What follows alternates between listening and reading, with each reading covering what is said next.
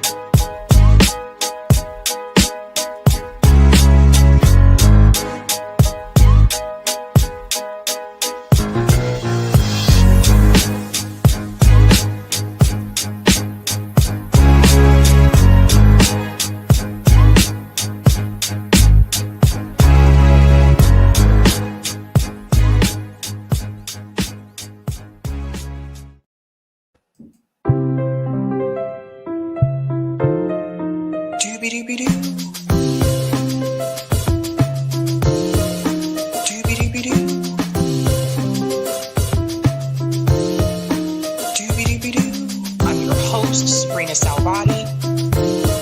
I'm your host, sabrinasalvati.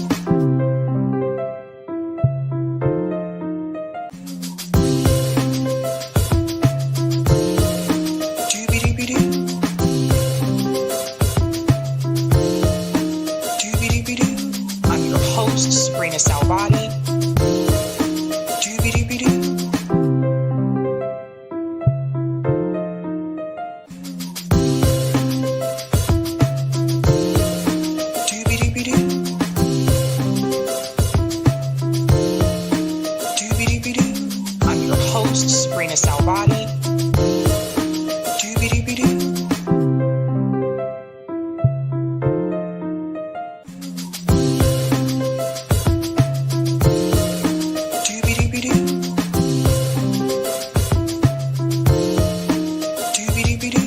I'm your host, sabrinasalvati.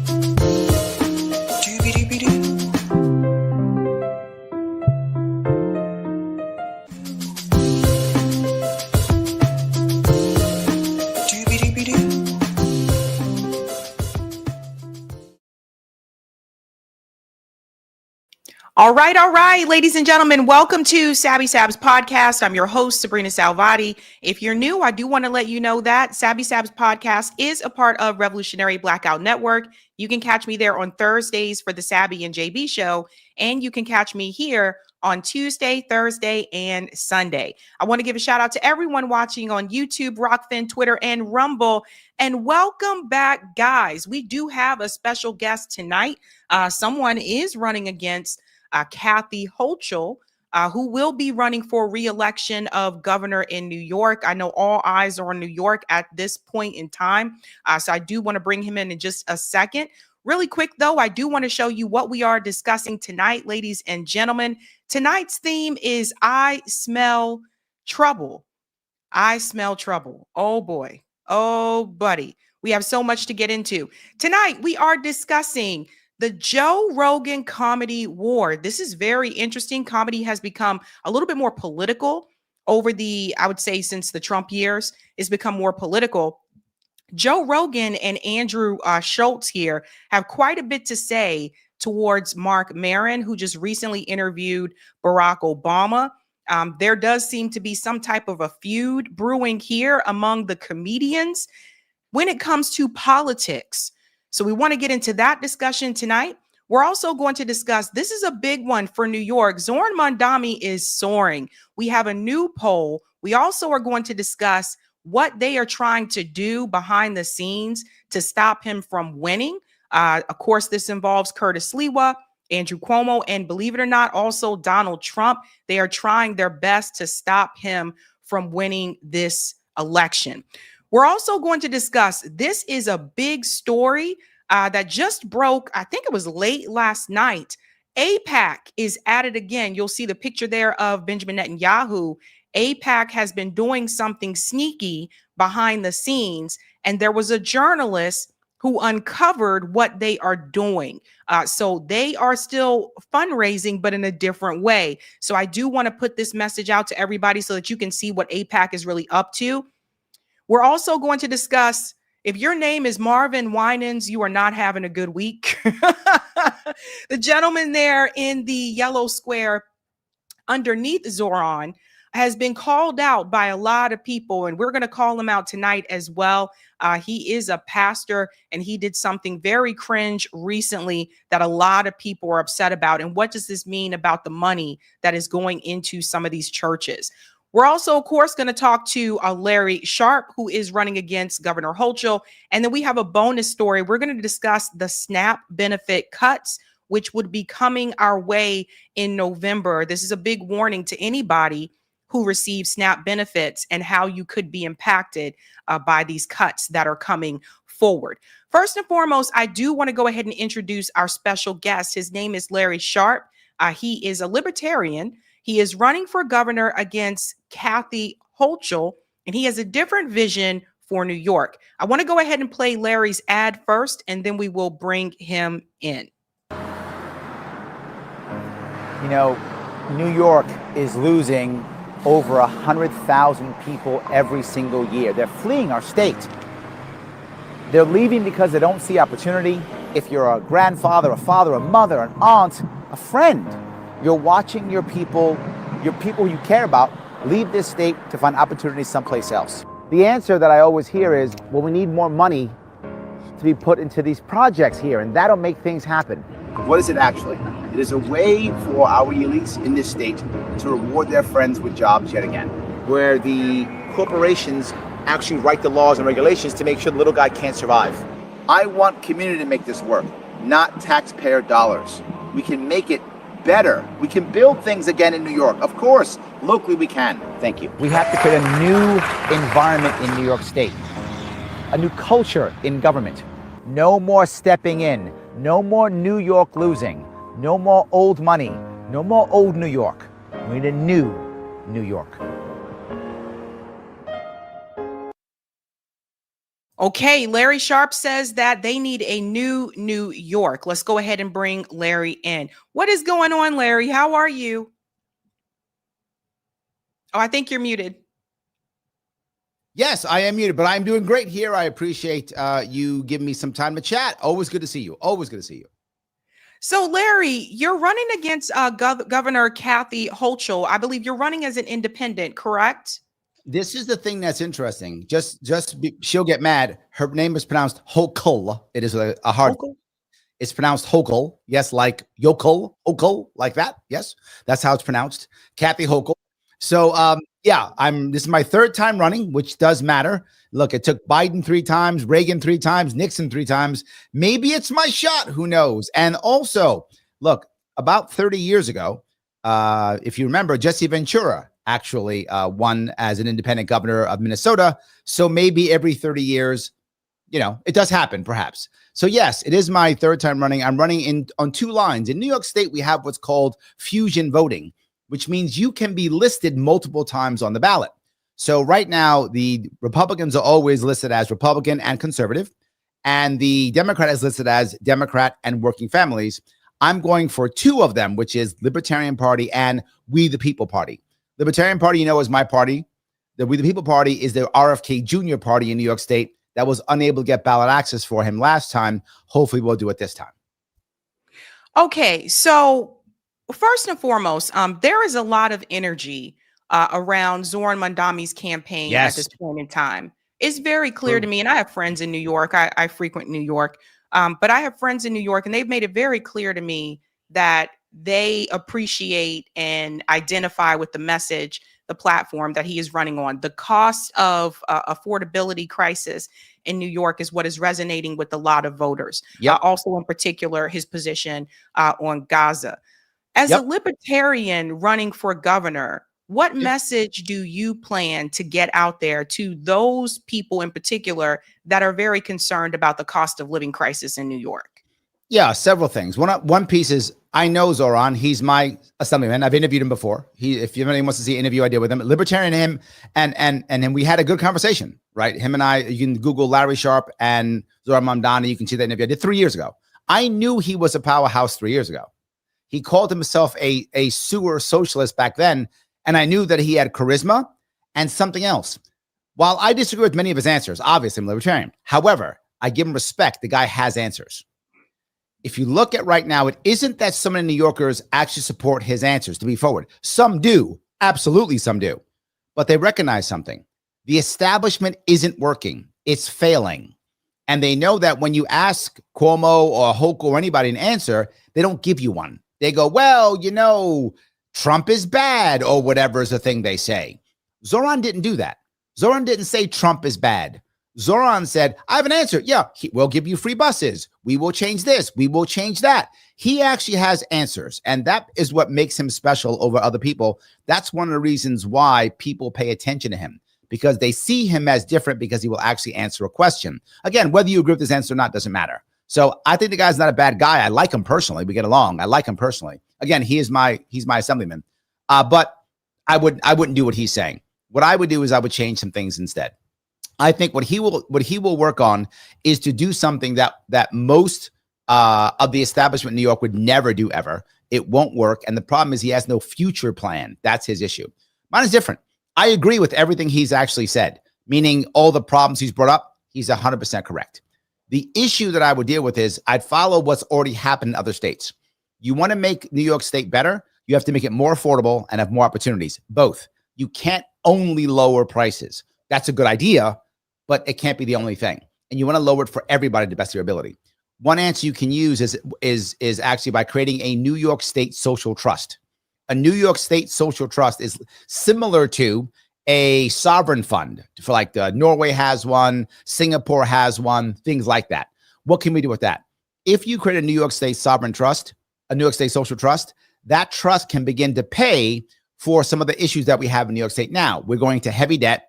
We get bailed out by the federal government every single year. All of a sudden now it pays for example, in the first 2 years, it could pay for education.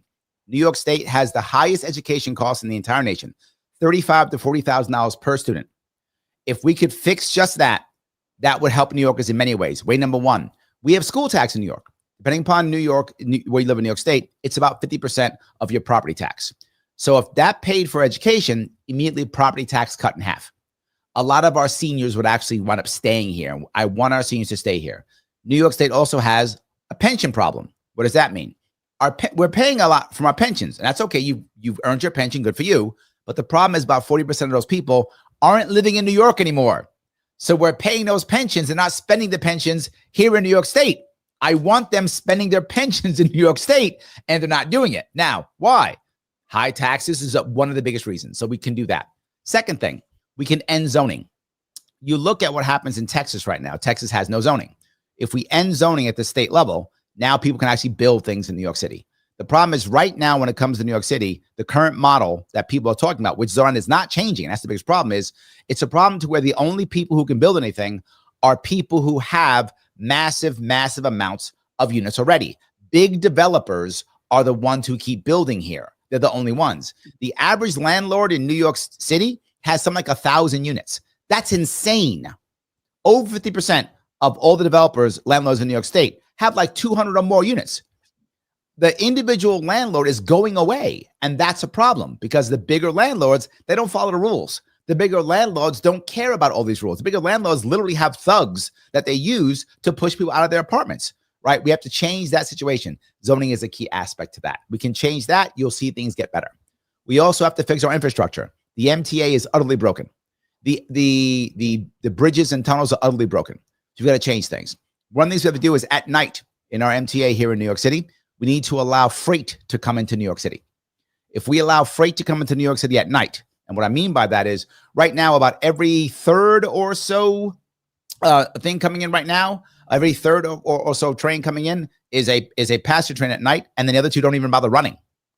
They've literally stopped running a lot of that stuff because of the lockdown shut New York City down, and people aren't on the subways anymore. So instead, have two of those trains become freight trains. If freight trains come in, what winds up happening is I have less trucks on my streets. I have less trucks coming in during the day, less wear and tear on my streets, less wear and tear on my bridges, and I get more stuff coming in.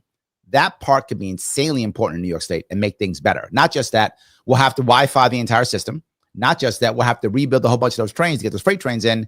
Who will pay for that? I'll tell you who will pay for that. It'll be the Amazons of the world, the FedExes of the world. They'll pay for it because the amount of money that they spend just on marketing would easily repair the subway system. So those are ideas to make the city more affordable. There are many. I could spend tons of time on it, but I just gave you a couple. So Adrian has a good point here. We want free buses. You're not listening. The MTA is a joke. So again, Adrian is 100% incorrect. Let me explain why he's 100% or she is incorrect. Let me finish what I was saying. Case in point, like I lived in New York. I'm in the Boston area now in Massachusetts. We have some of the similar problems as New York City, some of the similar issues. And I do just have to say, the free buses can actually work. In Baltimore, Baltimore, there is a free bus. Yes, so it can work. I guess what I'm saying is, if Zohran were to win, and this is one of the things that he is pushing on his policy platform, if you are governor, is that something that you would support? 100%. I'm not against free buses, but her point is, we want free buses. I'm not listening. No, I've been living in New York City my entire life. I'm born here. Adrian's wrong. We don't want free buses. We want a better system in general to include maybe free buses, maybe even free subways. Yes, maybe no tolls on our bridges. Free buses is a Band-Aid. If we're going to pay all these taxes and all these things, why not have cheap buses and cheap subways? Why not have no tolls on our bridges? This is just a Band-Aid. The problem with what Zohran's saying is he's correct on having cheaper, faster buses. Good idea. No problem with that. The problem is how you're going to pay for it. Who's going to do it? He has no answer for that. I do. Not just that, I'll make it to where you have not only cheap and or free buses, but also cheap and or free subways and no tolls on bridges. I'm going further than he is with the way who will actually pay for it. Most New Yorkers don't use the bus system. That's a fact. That's what I'm saying Adrian's wrong. Some New Yorkers want free buses, but all New Yorkers want a better MTA system. All New Yorkers want no tolls on bridges and or a better subway and or a free or better buses. That's just one thing. That's a Band-Aid. That's a Band-Aid. And I'm explaining how you can get all of that stuff for either free or cheap or some combination. Absolutely. You could, and I brought this up years ago when I was on Rogan back 7 years ago, brought up the idea of leasing naming rights to bridges. Right now, bridges literally collapse in New York State. That still happens in New York State. And we spend anywhere from $15 to $18 one way on a bridge in New York City. Imagine if instead you actually said, it's not the it's not the Mario Cuomo bridge, which we actually have upstate. Now it's the Google bridge or the Pepsi bridge. Well, Larry, that's crazy. Already happening. We already have Adopt a Highway programs to keep the highways clean. People sponsor that all the time. And they spend $20 million on a stadium that gets used on the weekends. I'm saying $100 million for one bridge that gets used 1 million times a day. Not just that, mentioned thousands of times during all the traffic reports in the radio, TV shows, morning shows. And if it's in New York City, whenever they do their panning of the city, you get product placement. All of that. Do that, you could take away tolls and have maintenance free. So you could do that. So I hear you mentioning the roads a lot, and I'm not here to say that roads don't need to be repaired. We have that issue here as well. But most people I know that live in New York take public transportation. I don't know anyone in New York that owns a car. So, but not buses. It's subways. Okay, but I think the point is that if you were governor, and if Zohran wins, and if you're governor, is this something that you in New York, would the governor have to approve any changes to public transportation? So is that something that you would approve? Let me be very clear on two things. Number one, I want to go further than he wants to go. So of course I'd want cheap and or free. I'm not saying free because cheap may be the right answer. I'm unsure on that, but I'd go free if that would work. But I'm unsure whether cheap is a better answer. To be forward, I haven't done my homework on that piece. So I don't know if it's better to be cheap or free, but 100%. I want to make it cheap and easy. Of course I do. That's the best way. You do that, There's less buses. There's less trucks and cars on my road system. So of course I'd want that. Now here's them. Most people don't know. New York City is the only big city that is not within one county. Every other big city is in one county. And because of that, the governors don't have the same amount of control over the city. New York City is across 5 separate counties. Not just that, its actual infrastructure crosses into other states, Jersey and Connecticut. Because of that, very often you'll find things where the governor has to step in, and or even the president, believe it or not. Trump has control over our congestion pricing because it deals with New Jersey. So yes, we have a problem in New York City where the mayor talks a lot but can't do as much. So Mamdani would have to chat with me about making this happen. And look, if he's on board with making things cheaper and better, so am I. My worry is what he said in the past is we can change it with taxation. And I get what he's saying. They've been saying that forever, and people keep saying that. But if you look at what's happened, the IRS has already said, just in New York State, we've lost $20 billion every year due to migration. I hear this story all the time, but the rich don't leave. Yes, they do. It's obvious. It's been happening for decades. Anyone doesn't believe it, do their homework. Happens all the time. The wealthy get pissed off and go to different states all the time. New York State loses 300,000 people every single year. We used to be to where we were growing the slowest. Now we're losing the most. We lose more than California. People are bailing out of our state left and right. We have to change that. That's affordability, that's opportunity, that's safety, and that's liberty. It's those 4 that will change that. Okay, well, let me ask you about healthcare really quick. There was a push for the New York Health Act. A lot of people, I don't think, knew about this, but this would make it so that all New Yorkers, and even I believe maybe some people in Connecticut that work in New York also would be available for the New York Health Act. Is that something that you would support? Everyone in New York State having health care? They're 2 separate things. Everyone in New York having health care and the New York State Health Act. They're 2 separate things. And I don't want to get those confused. There are many ways to get New Yorkers health care. Do I want New Yorkers having health care? Absolutely. Yes, 100%. Do I want to make it to where everyone has it? 100%. Of course I do. Yes. That act, the way it is going to fail. That's why it doesn't pass. They did not think that act through. That act is not done well. Same thing happened in Vermont. When they tried it, they didn't think that thing through at all. This is a massive change. If you do this, you're going to have to get all the insurance companies on board, what they're going to do, how they're going to act, the money they're going to put together. The current, the way it is now, no. Can you make it to where everyone has it? Yes. Okay. Some of these things are left policies. That's why I'm asking, Larry. I'm just curious to see. I'm a libertarian. I'm not a Republican. People think, oh, because I'm not left, I'm right. People think because I'm not left, I'm a Republican. No, there are aspects that I want. Just because I don't want government to do it, or just because I don't want a Band-Aid, doesn't mean I don't want it done. I'm trying to find the right ways to make things. And the problem is people will often do this. We'll just give them more money or just tax them. New York State has been doing that for decades, and people are still leaving like there's no tomorrow. They are leaving. The current system isn't working. I'll give you a perfect example, and that is bail reform. Is bail reform a good idea? Of course it is.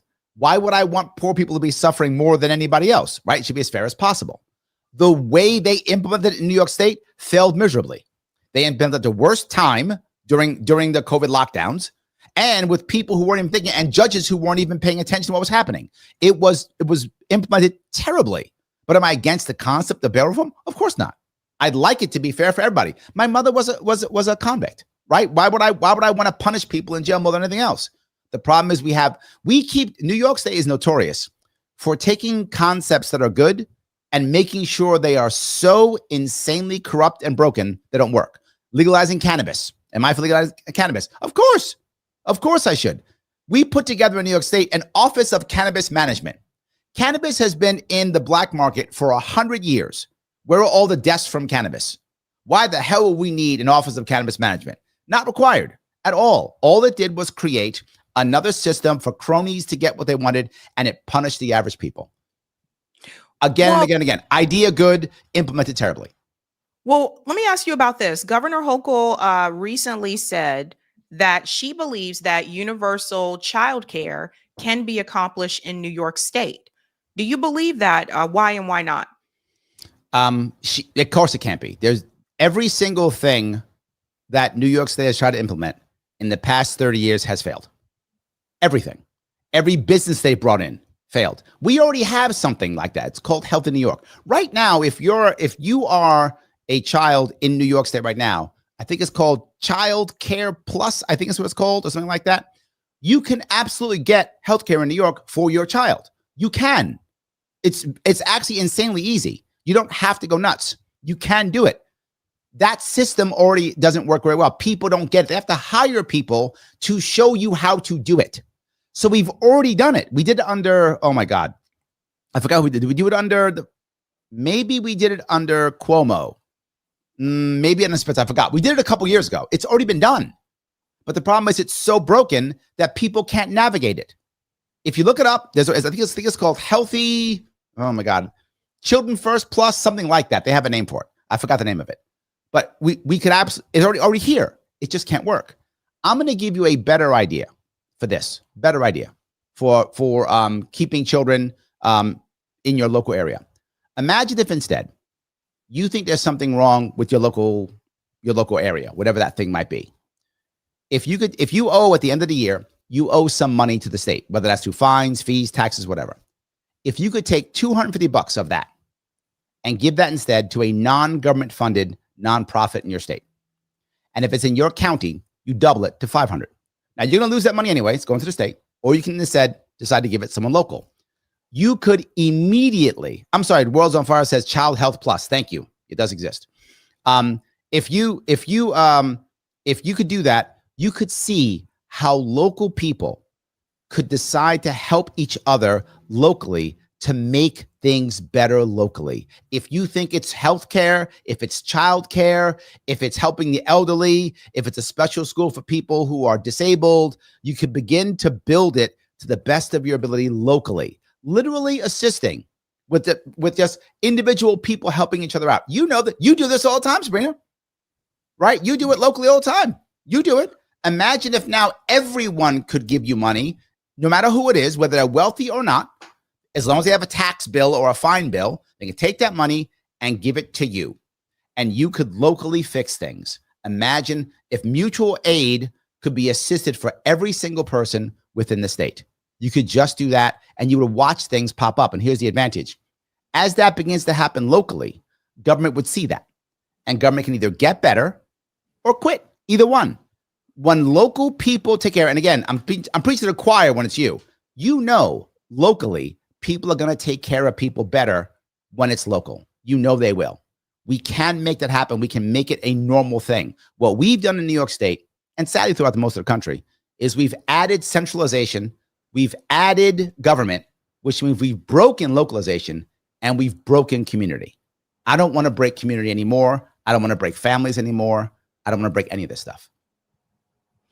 Okay, well, let me ask you this. We're going to pivot here to something you're talking about locally. One of the things that I have noticed has really helped out living in a ballot initiative state is having those ballot initiatives on the ballot to vote for, right? So even if I don't want to vote for a candidate, I can go vote for it. That's how we legalized cannabis in Massachusetts. It was a ballot measure. Would you consider making New York State a ballot initiative state for amendments? The amendment part's the hardest part, but yes. So the amendment part's been the scariest thing for me. That has been the scariest part for me. Laws, yes, I've been scared of amendments, but I've been rethinking that recently. There's no doubt, I think, that the best way of getting around the establishment is through ballot initiatives. Now, officially, New York State does have ballot initiatives officially, but it's not from the citizens. How it actually works in New York State is the assembly says, I'm scared to make a vote. I want to blame the people. So I'll put this thing out for the people. They'll vote for it. And then I'll just blame the people. That's what happens now in New York State. Only the assembly can put something on the ballot right now. So no, I do think we should be a ballot initiative state. I think, and again, my localism piece, why can't, we have ballot initiatives locally too? Why can't counties have it, municipalities have it? Why not? I think it's great That we do all of that stuff. I'll go one step further. Why can't we have a public bank and then local public banks for counties and for municipalities? Why can't we walk down that road too? Localism is the way that we can save ourselves. That's the way we can. Localism is the answer, right? I don't want the problem is so many people who want to fix things. The first thing they say is we need federal guidelines or we need a state law. Why should the people in Brooklyn be treated the same way as the people in say Allegheny County? Why should people who are in northern parts of New York and North Country be treated like people in the southern tier? They're different. Yeah. So we can change those things. So I would go even further. Yes. That is a big one, you guys. I really don't understand how we have it here in Massachusetts, but New York, of all places, should definitely have ballot initiatives, because there's so much that you can get accomplished locally if you have those options where the citizens just get to show up and they say, actually, you know what, I do want this. Another really good one was the right to repair law. That was another good one here.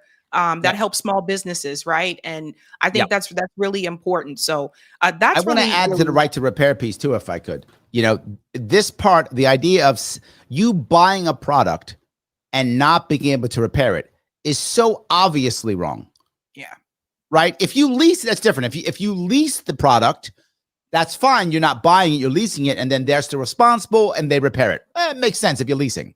But if you're buying a product, no, it's insane. How are you going to prevent people from leaving New York?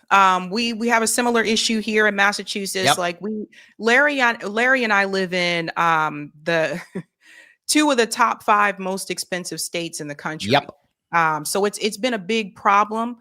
Do you have any plans in place that would prevent people from leaving New York and moving to North Carolina or Florida? Yeah, heavily Florida for us, heavily, but also North Carolina too. Yep. Some Texas, some Tennessee, but most of them it's going to Florida. And one of the biggest reasons of, as I mentioned, Texas, Florida, Tennessee, many of the people who are leaving either because they have family there. That's one option. Or they're doing it often for a tax change and or some type of opportunity, right? They're going to grow some business or something like that. So there's a couple things we can do. Number one is based upon taxation, which is more of affordability. And the other one is based upon opportunities.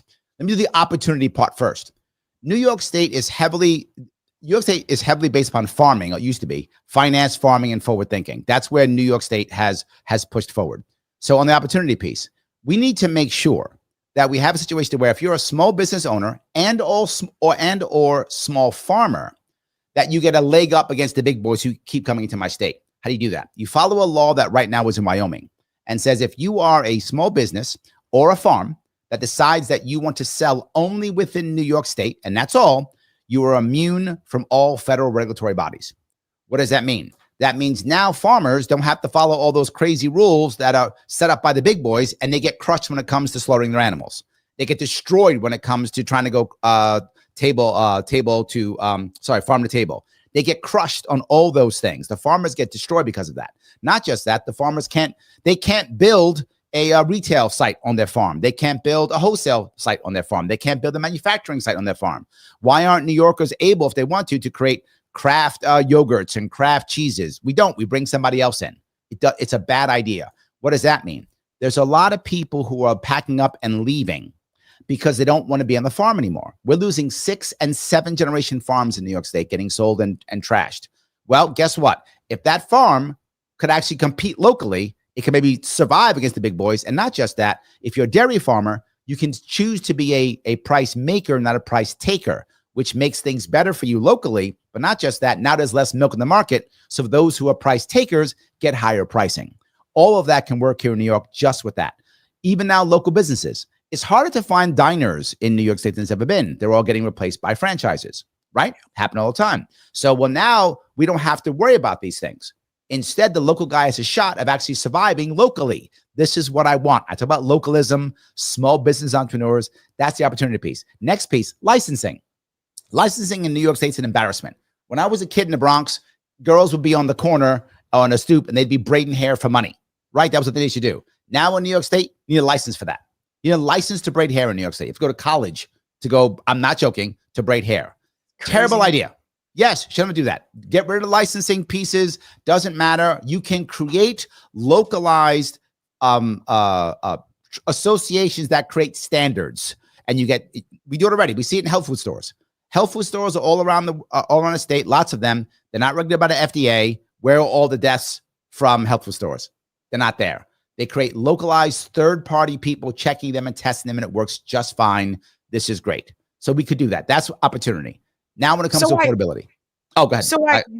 So I hear the business perspective. I'm hearing about like small businesses, et cetera. Yep. I understand that. That's the opportunity piece. Yeah. Okay. Now let me go to affordability now, because it's two pieces. Let's do that. People want to say that there is one thing. Well, what about this? What about that? You can what about me all goddamn day. This taken 30 years to break this state. I can't change it with one thing. Just do this. That's fantasy. This will take many different policies together to make this work. Anything else, just people getting mad or people doing, I get it all the time. I get people just virtue signaling. You got to like this thing. Or you got to like that thing. It's silly. It takes a lot of things to fix this. Now, when it comes to affordability, number one of the big pieces in New York State, as I mentioned, was seniors leaving. I don't want seniors leaving. So here's how we help to keep seniors here. If you are a senior in New York State and you've owned a home for at least 10 years, once you hit 65, your property tax goes down 5% every year to 85 down to 0. And I said, well, that sounds good. Maybe someone will stay. Yes, absolutely. But I'll go one step further. It's about families. If you decide that you want, hey, I'm older, I don't want to live by myself anymore, I want to live with my niece, my nephew, my son, my daughter, whatever, wonderful. Go live with them. Their property tax is affected the same way, but half. So they are now encouraged to keep their older generation with them in their home. Their property tax starts to go down. So that assists them in staying. Is that enough by itself? No, but that helps. I'll go one step further. If you are a caretaker for your elderly parent or your disabled child, or the case may be, and you receive income from being a caretaker, whether that's from the federal government, whether that's from local people, whatever it is, that income in New York State is not taxable. So it gives you the opportunity to do a side hustle, take care of your kid, take care of whatever, encourages you to do that. Still not done. Taxes in general. Can I just interrupt for just a second? Please. You said side hustle, and I would argue if you wanted to. But I would argue that's the problem, because I know when I lived in New York, I had multiple jobs. I know people that live there now that have multiple jobs, and I think part of the big problem is that people, in particular with New York City, people just can't afford to live there with just one income. I know professionals that live in New York that still have a side hustle, right? So, and it's not just New York City. For those who are not aware, I'm looking at cities in particular like Buffalo, New York, where people continue to leave. Very few opportunities there for jobs. Syracuse, we're talking about. So it's not just New York City. I'm talking about the cities in upstate as well. So I think that no one should have to have a side hustle. Agreed. That's agreed. Okay. But I want to be very clear again, one more time. This isn't going to change overnight. So are people going to need side hustles probably until this fixes itself? Maybe they might. And again, I said, if they want a side hustle, I would rather someone have a side hustle because they choose to, not because they have to. I agree with you. I'm totally on board with that. I think we can do that, but we need to make it to where that works that way. So it's not going to happen tomorrow, but I'm not against side hustles, but I think you should have a side hustle because you want to. You've made a choice that you want to go do something cool or act a certain way and make some extra cash for something. Good for you. I'm not against that, but I think it shouldn't be a requirement. So I'm not done. Next step. If you are, when it comes to taxation, right now, New York State, when it comes to personal tax, income tax, it's around 4%, depending upon where you live in the state. I'd like to create a nice floor. My gut says the floor is about $40K. That's my assumption. I could be off on that one, but it's about $40K. So at $40,001, you start paying tax on the $1 only. And it's a 4% straight tax, period. That's it. Flat tax.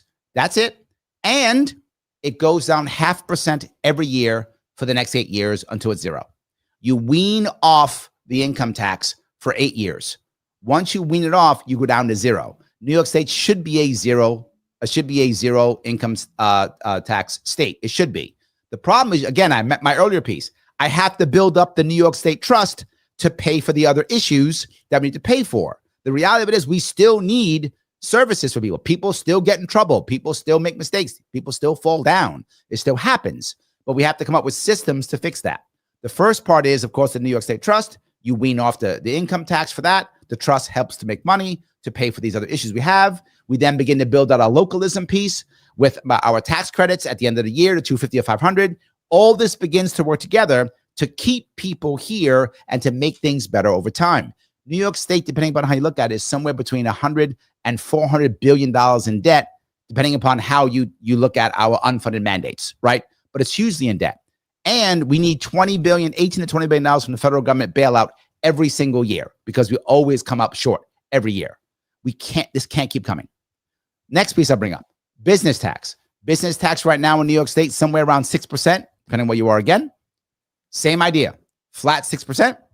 And of course, same idea, if you make a bit of money, a flat floor, pay above that, and goes down to 2% over 8 years. Why 2%? One of the states that's growing very well is North Carolina. It does have taxation, both income tax and business tax, has the lowest business tax in the entire union, 2.5%. We will lower it down to 2%. Keeping small businesses here, keeping families here, keeping people wanting to stay here, keeping seniors here, allowing people to spend their pensions here, and trying then to regrow the small towns in New York State. Okay. So I heard a lot of taxes. This is what I would say. When it comes to affordability. Yep. Having dealt with this myself, I really do believe that if you are a tenant and you have been paying rent in your apartment, let's say you've been there for at least 5 years. Let's just use that as an example. I believe that you should have the opportunity to own that unit.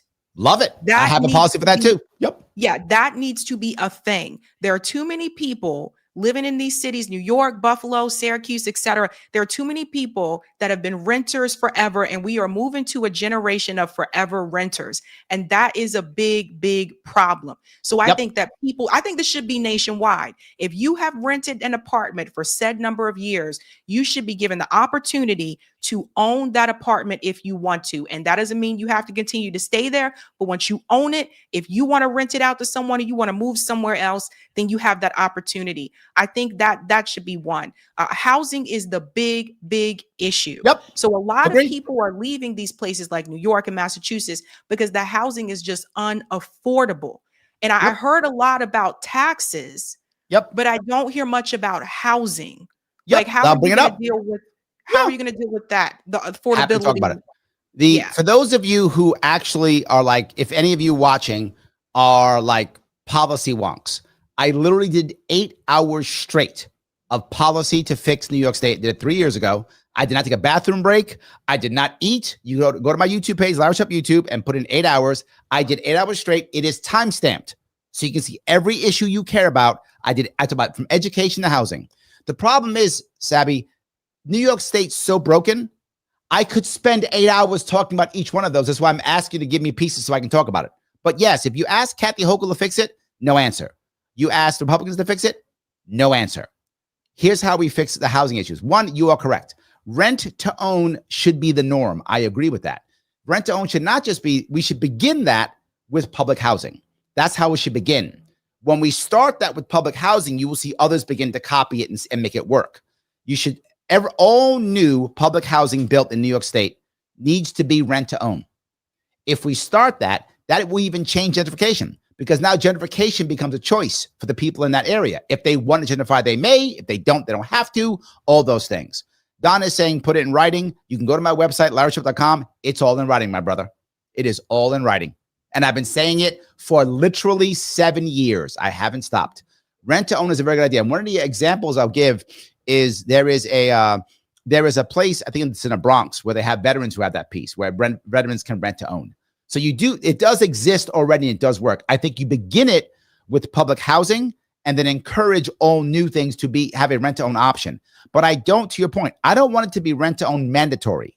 It should be rent to own optional, because some people may not want to stay. They may not want to, whatever, but I 100% think it should be true. I do think rent to own is a big deal. People who have ownership, it's different, right? When people who are renters leave, They leave with nothing. When people who are owners leave, they get a check. The wealthy get a check when they leave. As everyone should have a check when they leave, right? Everyone should leave with a check so you can afford to go someplace else. Completely agree with that, 100%. And that's part of my policies already there. I just think my specifics is I think we begin that with public housing and then move that to others as we advance throughout other parts of the city, all those things. So yeah, I think that's how you begin it. The second piece in housing, go ahead. You allow for tiny housing. Why do you allow for tiny housing? We don't in New York City. For those of you who know people who are in the homeless world, I'm sure, Sabby, dealt with people in that world, so have I. Many of those people, they don't want a big place. They have become accustomed to having a small nook someplace. Allowing them to have small housing, tiny housing, allows that group of people to start to have some housing, right? And even them, they should also have the opportunity to rent to own. And I would say even rent to own, even if you're in Section 8 housing. Now, people get mad at me. They go, Larry, wait a minute. So now they're getting government money and they could own? And my response is we have two options. Option one, pay their rent forever. That's option one. Or option two, allow them to have ownership and we can probably stop paying their rent. Once they start getting ownership, understand how it works, those types of things. So we do that. So we do have to have tiny housing also. That's part of the situation for those who are in the homeless world, or for that group of people within the homeless world. We want to allow for tiny housing. The second piece we want to deal with here is we want, as I said earlier, end zoning. Let people build as they want to build. In New York City, I don't know if you have this in Boston, we have a thing called landmarking. Landmarking shuts down half the city for being built. We have rules that say if the place in New York City used to be 3 stories high and you want to rebuild it, it must stay 3 stories high. Why? It's my property. Maybe I want to build 6. Am I affecting somebody else? Different. If I'm affecting somebody else, that's different. If I'm not affecting somebody else, why do you care how tall my building is? Why does it matter? It shouldn't. NIMBYism is crushing this place, and it's terrible. We need to end it. End zoning, end landmarking. If you're affecting somebody, petition because you're affecting somebody and stop that. That's terrible. So I hope was that helpful with housing? Yeah, that was helpful. I mean, I would go further, but that is helpful. Danny says safety reasons. That's not true at all. I work for the Department of Buildings. That's not true at all. That's a story they tell you. It's not true. Last bit here, Larry, I want to pivot to foreign policy for just a bit. Governor Cuomo, he implemented this anti-BDS order. If you are governor, would you rescind Cuomo's anti-BDS order? 100%. Why the hell would you do that? That is insane. People get to spend their money where they want to spend their money, period. If you want to spend money on X country, whatever, go ahead. You don't. New York State needs to be effective and efficient. I don't care what country it comes from. That doesn't matter to me. I don't care. I would go for. I don't even care if it's North Korea. No country. We should be doing what's effective. Period. I don't care. It doesn't matter to me at all. I don't care what you do. If you're a vendor, if you're a good vendor, good for you. You're a good vendor. If you don't want to work with a country, I don't care. You're a good vendor for my state. I accept. If you're going to make my state better, I accept. What countries you choose to do business with or not, I don't care. Okay. Zohran Mondami also said that he supports reparations. Mm-hmm. And if he were to, this is something that he talked about. I missed this somehow. What would you say to that? He is saying that, yes, there should be reparations for descendants of slavery. Look, I'm ADOS as you are. I'm also ADOS. I'm Black on my father's side. I'm ADOS also. The issue is that's a federal piece, which I agree upon. It's not to be done at the state level. Being at state level is insane. That should be done at the federal level, and I'm okay with it. Yep. Federal level, not state. Okay. That's the same thing Dr. Sandy Darity said. He didn't think that it would work at the state level. State level is a bad idea. About that on this show. It's a federal okay. issue. All right. Okay, Larry, thank you so much for your time. Good luck. I want to add one piece if I could. Crazy. Let me give you one piece if I could. Why this matters so much for New York State. This is why it matters. New York State has pushed out its independent parties. This is a bad thing. Absolutely a bad thing. Last year, New York State was the only state to not have even one independent candidate on the ballot for president. 0, not one. In 2022, when they sued me off the ballot, New York, it was the first time in over 80 years that New York State had no independent candidate for governor on the ballot. If you want independents on the ballot, you have to push through in New York State. If you care, maybe you don't, but if you do, you need to. If I'm not your perfect candidate, so what? Push through to get independent candidate on the ballot. I'm running on the Libertarian Party line and the We the People Party line. If we get those two parties in New York State will have will actually have independent parties on the in the state, and we can make single issue coalitions. Right now we can't. And here's the worst part. In New York State, it is 3-1 almost Democrat to Republican. The Republican Party in New York State hasn't won a statewide election, meaning across the entire state. Republican Party hasn't in 23 years. Democrats win every single time. Mamdani is my perfect example of that. In theory, Mamdani shouldn't have won, right? It's a Democratic state. Everyone should be happy. The Democrats should be giving the left everything they want. That's what should happen. You and I both know that's not true. New York State is run by the establishment, period. The Democrats who pretend, and they sometimes talk a good game here or there, depending on rhetoric. Sometimes they could talk, but that's all we get is sometimes good talk. Mamdani, the reason why Mamdani has any chance, and I knew it again years ago, I interviewed him years ago, is because he's actually what the left wants. So what does Democratic Party do? Because they can't, there's no actual third party in New York State that can create anything. The DSA had to make that happen. And the DSA is the answer right now for them. And now we're having a civil war with the Democratic Party, which I'm not mad about. I'm not mad about a civil war, but it is happening right now. Let's have third parties so we can create single issue coalitions, right? Guys like me, there's many things you and I agree with, Sabby. Some things we don't. I know you don't like some of the things I'm saying, but some you do. So, well, why can't we all get together and push the single issues that we agree upon? Let's push those. You can fight me on X, but join me on Y, right? We can't do that right now in my state. I want us to be able to do that because here's something else. When I was on Rogan years ago, Rogan liked my ideas, obviously, because, of course, Rogan, he liked my ideas, of course. So he did. And he said, these are great ideas. You better lock those ideas down. I said, why? He said, people will take them. And I said, good, take them, fix my state, and I don't have to do this anymore. I can go back home to my family and friends.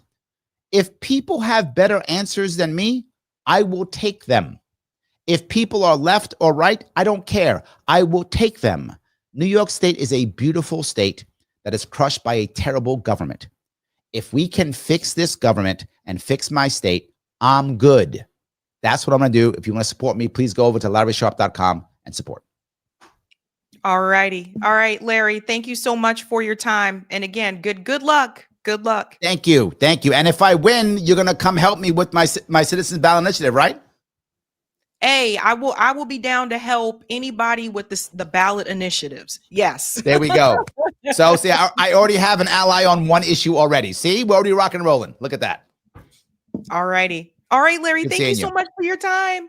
All righty. Bye-bye. Bye.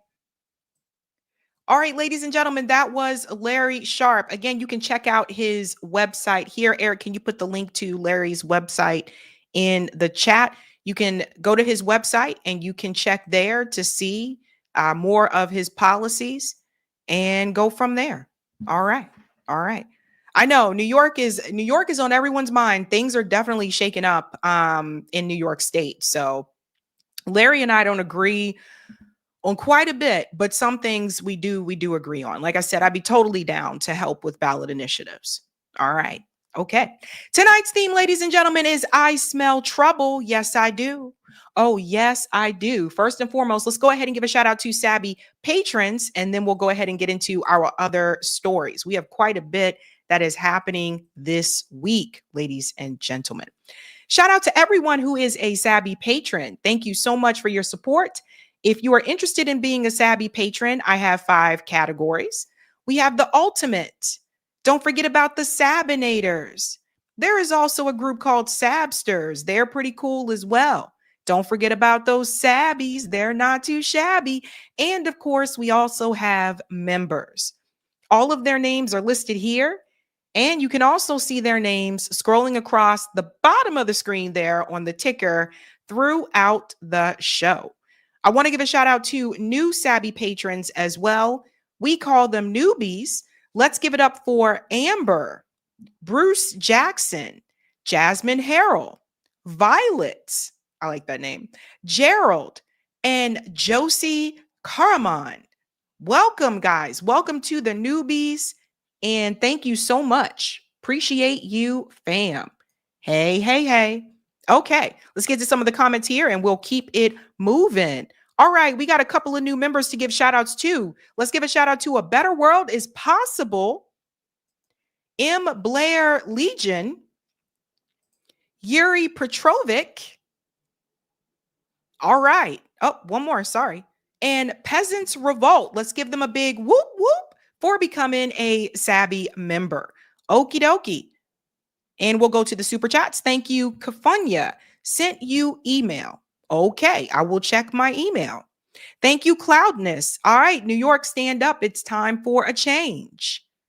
Thank you, Roger Meadows.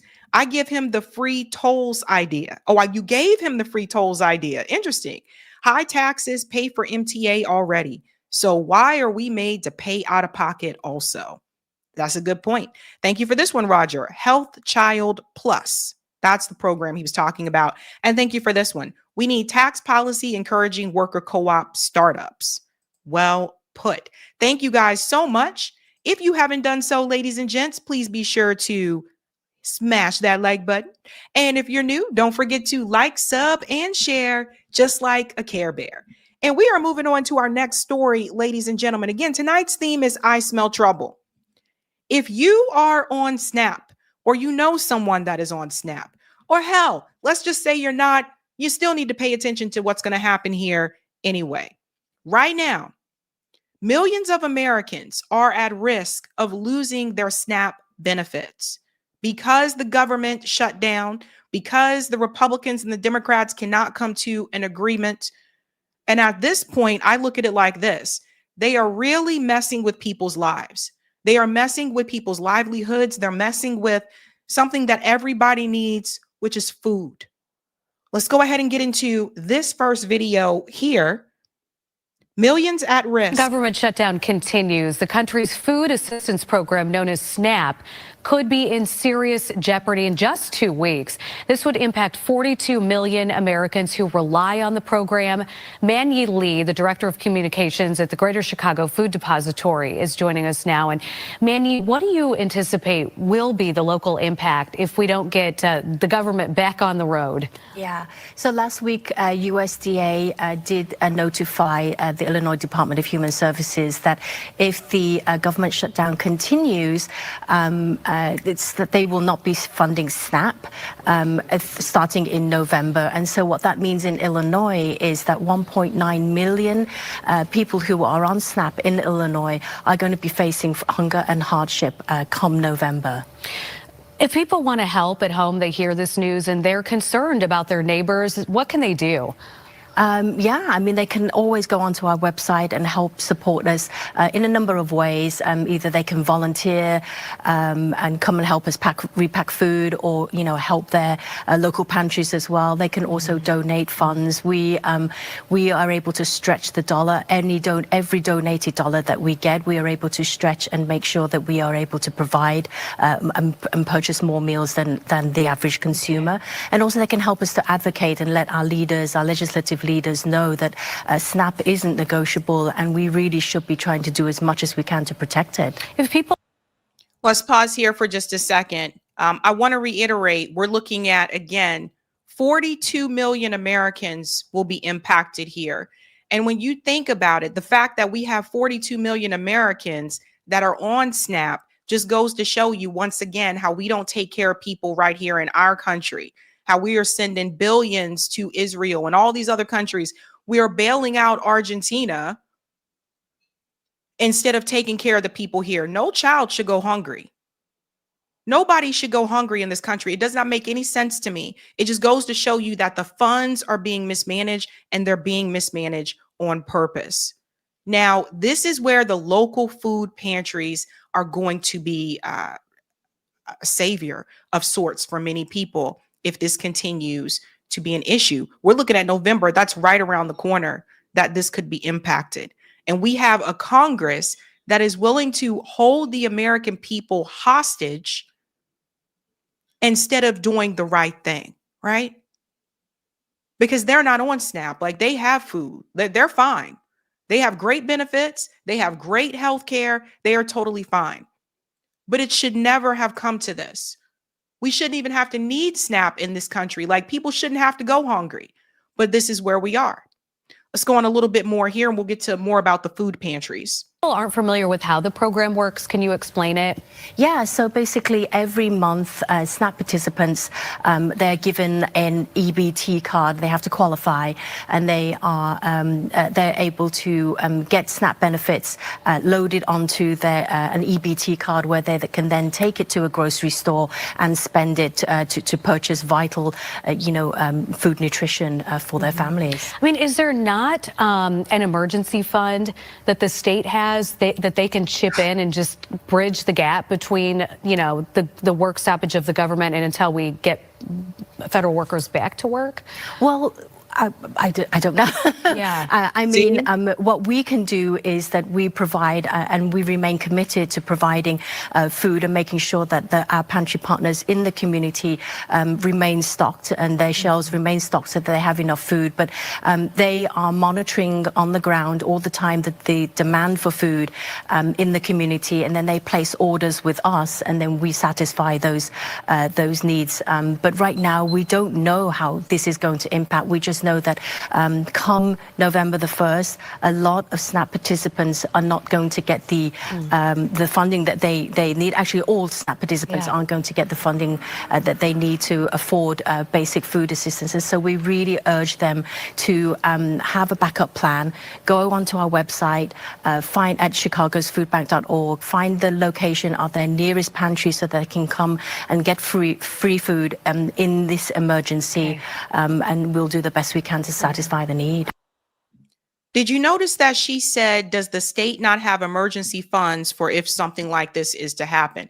I mean, it's a good question. I mean, all of these states, this is another thing I want to point out. All of these states give money to Israel. Boston, just Boston in Massachusetts, was giving $10 million to Israel every year.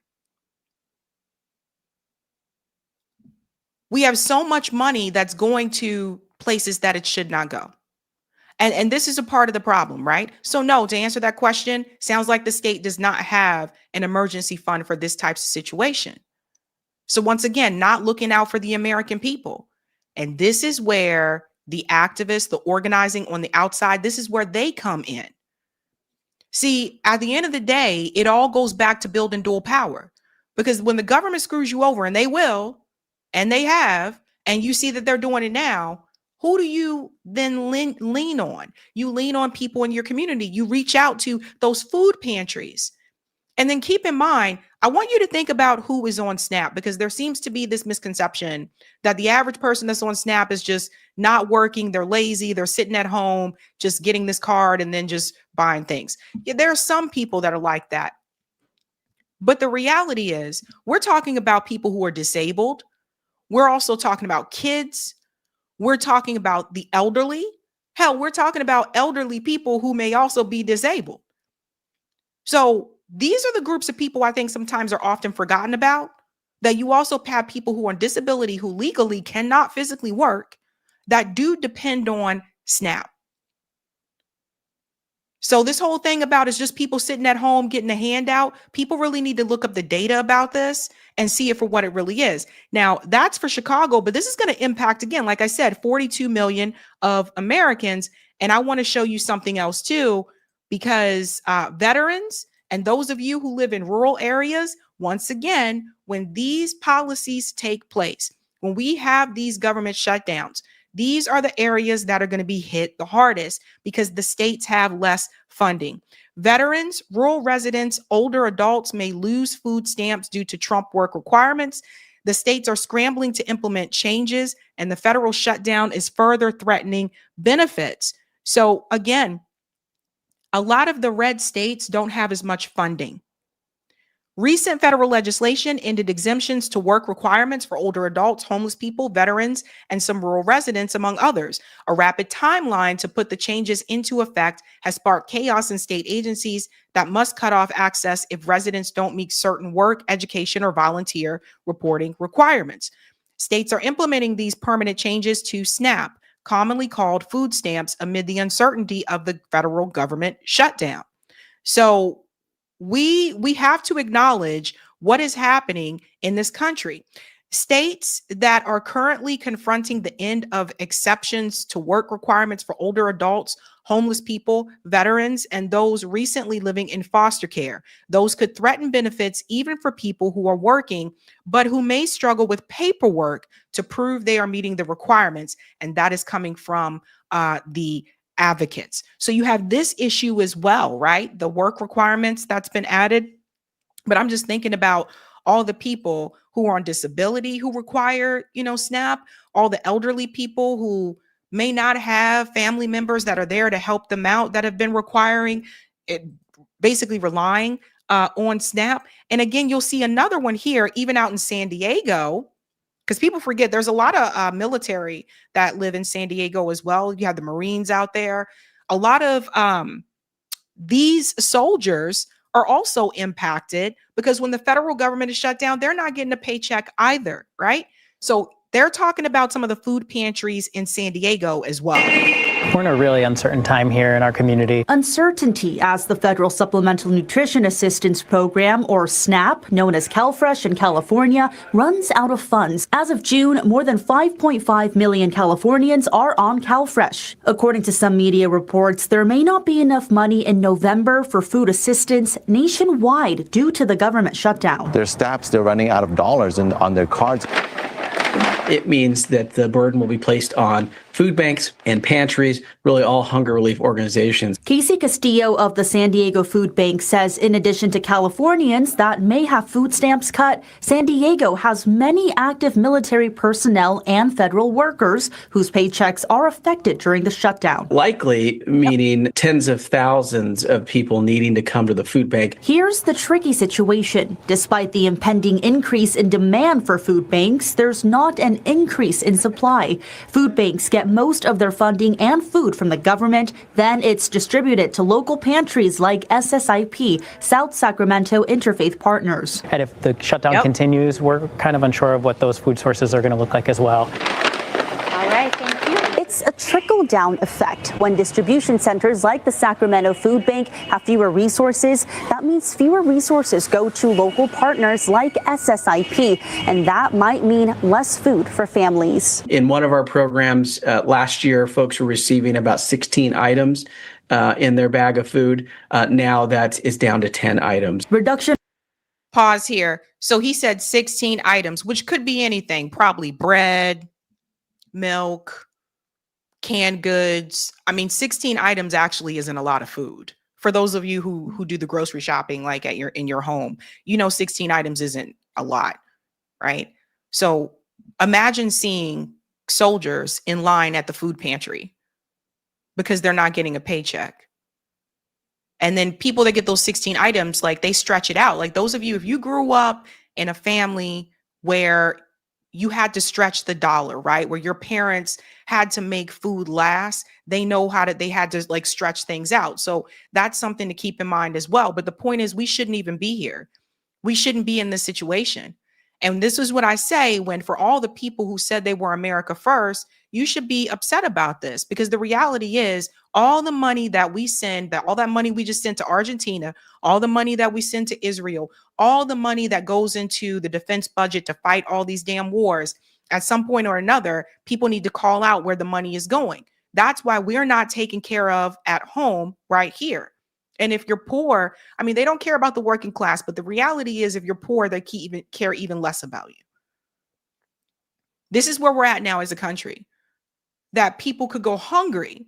No one should have to go hungry in the United States. For families is already happening, Castillo says, and it's bad timing with the holiday rush fast approaching. We are their bridge until they get back on their feet again. Jenny Ha, CBS 8.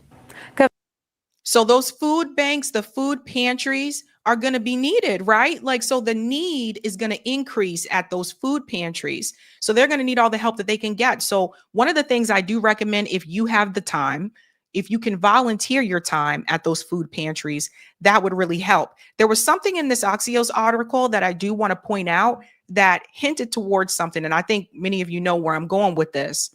The shutdown could halt SNAP benefits for millions, the states say. So let's get right into this part right about here.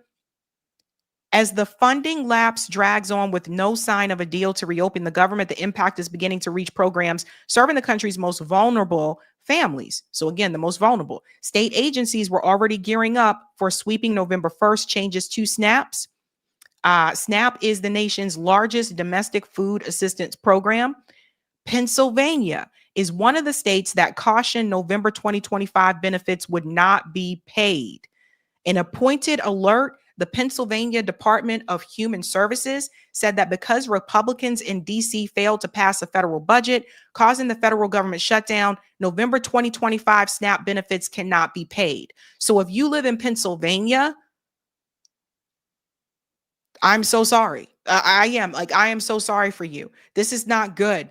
Starting October 16th, Pennsylvania said that SNAP benefits would not be distributed until the shutdown ended and funds were released. So that's for people right there in Pennsylvania. However, the part I want to highlight is this, because this is where I'm going with it. Residents who need immediate food assistance were urged to call 211 or seek resources. And this is the part I really want to get into: community resources. This is where community organizing is going to have to come in. And some people are already stepping up to do this. I'm going to show you one example. But the reality is, guys, we have to build new mutual aid networks across this country. We cannot continue to just hope and rely on the politicians. We really can't. You see it right now. You see it now. Some of you saw it during the pandemic when you lost your job, or the small businesses in your neighborhood closed. Many of you saw these things. So this is where the community is going to have to come in. And even Axios points it out: seek community resources. This brings everything back to local again. And some people are already doing it. There's a mutual aid group here in Atlanta. They said it here: since there is no EBT SNAP for November, we will be using 1/3 of the proceeds from our mutual aid mixer to help pay for groceries, toiletries for those that rely on government assistance, 1/3 to provide clothing for the unhoused and families in need, 1/3 to provide Thanksgiving dinner for all in need, and 100% of the proceeds benefit the community. That is coming from Jasmine's Garden. And that is really great what they're doing there. They're doing a Sinners in Wonderland event, 18 plus, trick or treat, free parking. So they're doing a mutual aid event on Halloween to give money back, these things back to the community to help people get food. And this is what I'm saying, right? When I talk about building dual power, at the end of the day, when everybody else lets you down, when the people at the top shut the door in your face, you're going to have to turn to people in the community. This is what we're coming to, folks. This is where mutual aid is going to make a big difference. And my goal is to advocate and to get more people to do mutual aid. And this is one of the reasons why. This is just one example, but these things happen all the time. People lose their jobs. People can't get to work because their car is in the shop, but they don't have the money to get the car fixed in a quick time. So then they need a ride to work. That's where carpooling should come in. People need a babysitter, but they can't afford to pay for childcare, but they need a babysitter for that one day so they can go and do that job interview. That's where mutual aid comes in. Someone will babysit for you for free. This used to be something that was more natural within the community back in the day. We got away from that as a society. We spend more time on social media or maybe playing video games, and we should be spending more time outside in our community with our neighbors, building community. We have to get back to that. So that leaves me this to say. Mutual aid is the way to go. We're doing another mutual aid workshop this Saturday. If you want to join, it's free. It's free. Some of you, if you're signed up for my Substack, you've already seen the details for this event. If you're not signed up for my Substack, sign up. I'm going to send it again this week before the workshop on Saturday. This is an old one, I'm sorry, but it's this Saturday, October 25th. I didn't realize I put an old one there. My bad. But anyway, October 25th, this Saturday, if you sign up for my Substack, you'll be able to see the details to join the event. You'll have the Zoom link, etc. JB will be there with me. He's going to be co-hosting that workshop with me. The last two that I've done have worked out really well. People have already contacted me and they've already started mutual aid groups where they are. So I'm going to we show you how to do it so that way you can get that up and running where you are. And you may think, you never know who you may touch. You never know who you may help, because I've seen people, they come by and they're like, I'm so glad that you're here. It's not just me, it's everyone that's a part of the Boston Mutual Aid chapter, right? So this is what it's going to take, because right now, like, I smell trouble. The way that this country is headed economically is not good. And it's only going to be a matter of time when you may be in a position where you have no other choice but to lean on the people in your community. So if you don't know the people in your community, let's start out by doing something different. Everyone take a task this week or this month. Try to go around in your community. If you're active and you like to walk, you like to exercise, try to go around to people in your community and say, hey, want to start doing a weekly walk? A friend of mine started this before the pandemic. She went out to people in the community, knocked on doors and said, hey, let's go they used to do a run. Let's go for a weekly run. And then the group got bigger and bigger and bigger as time went by. Then the pandemic happened and that kind of went away. But go ask your neighbors. Go knock on their doors and say, hey, want to go? I'm going for a walk. Want to go? And then more people will start to join on. And that's how you're going to get to know each other and building more community. But you got to start somewhere. Also, it helps you get your steps in. That's one thing that you can try. Try doing a weekly walk with a neighbor. Then you'd be surprised. Sometimes people just need a little motivation. Sometimes people don't want to walk alone, things like that. If we can get back to those days where we do interact with the community, where we are building with our neighbors and with people in the community, I think that we can build dual power.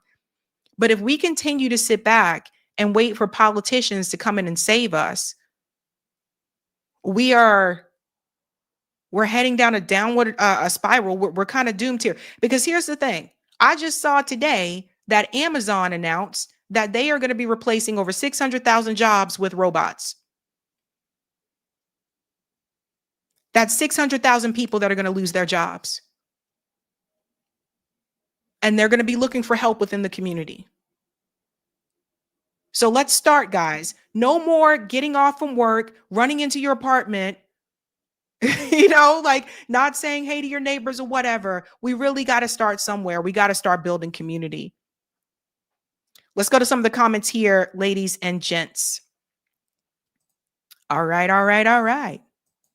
MS Kiwi said states have sent out letters to see who are the most vulnerable population for SNAP. Follow up with your social services. There you go.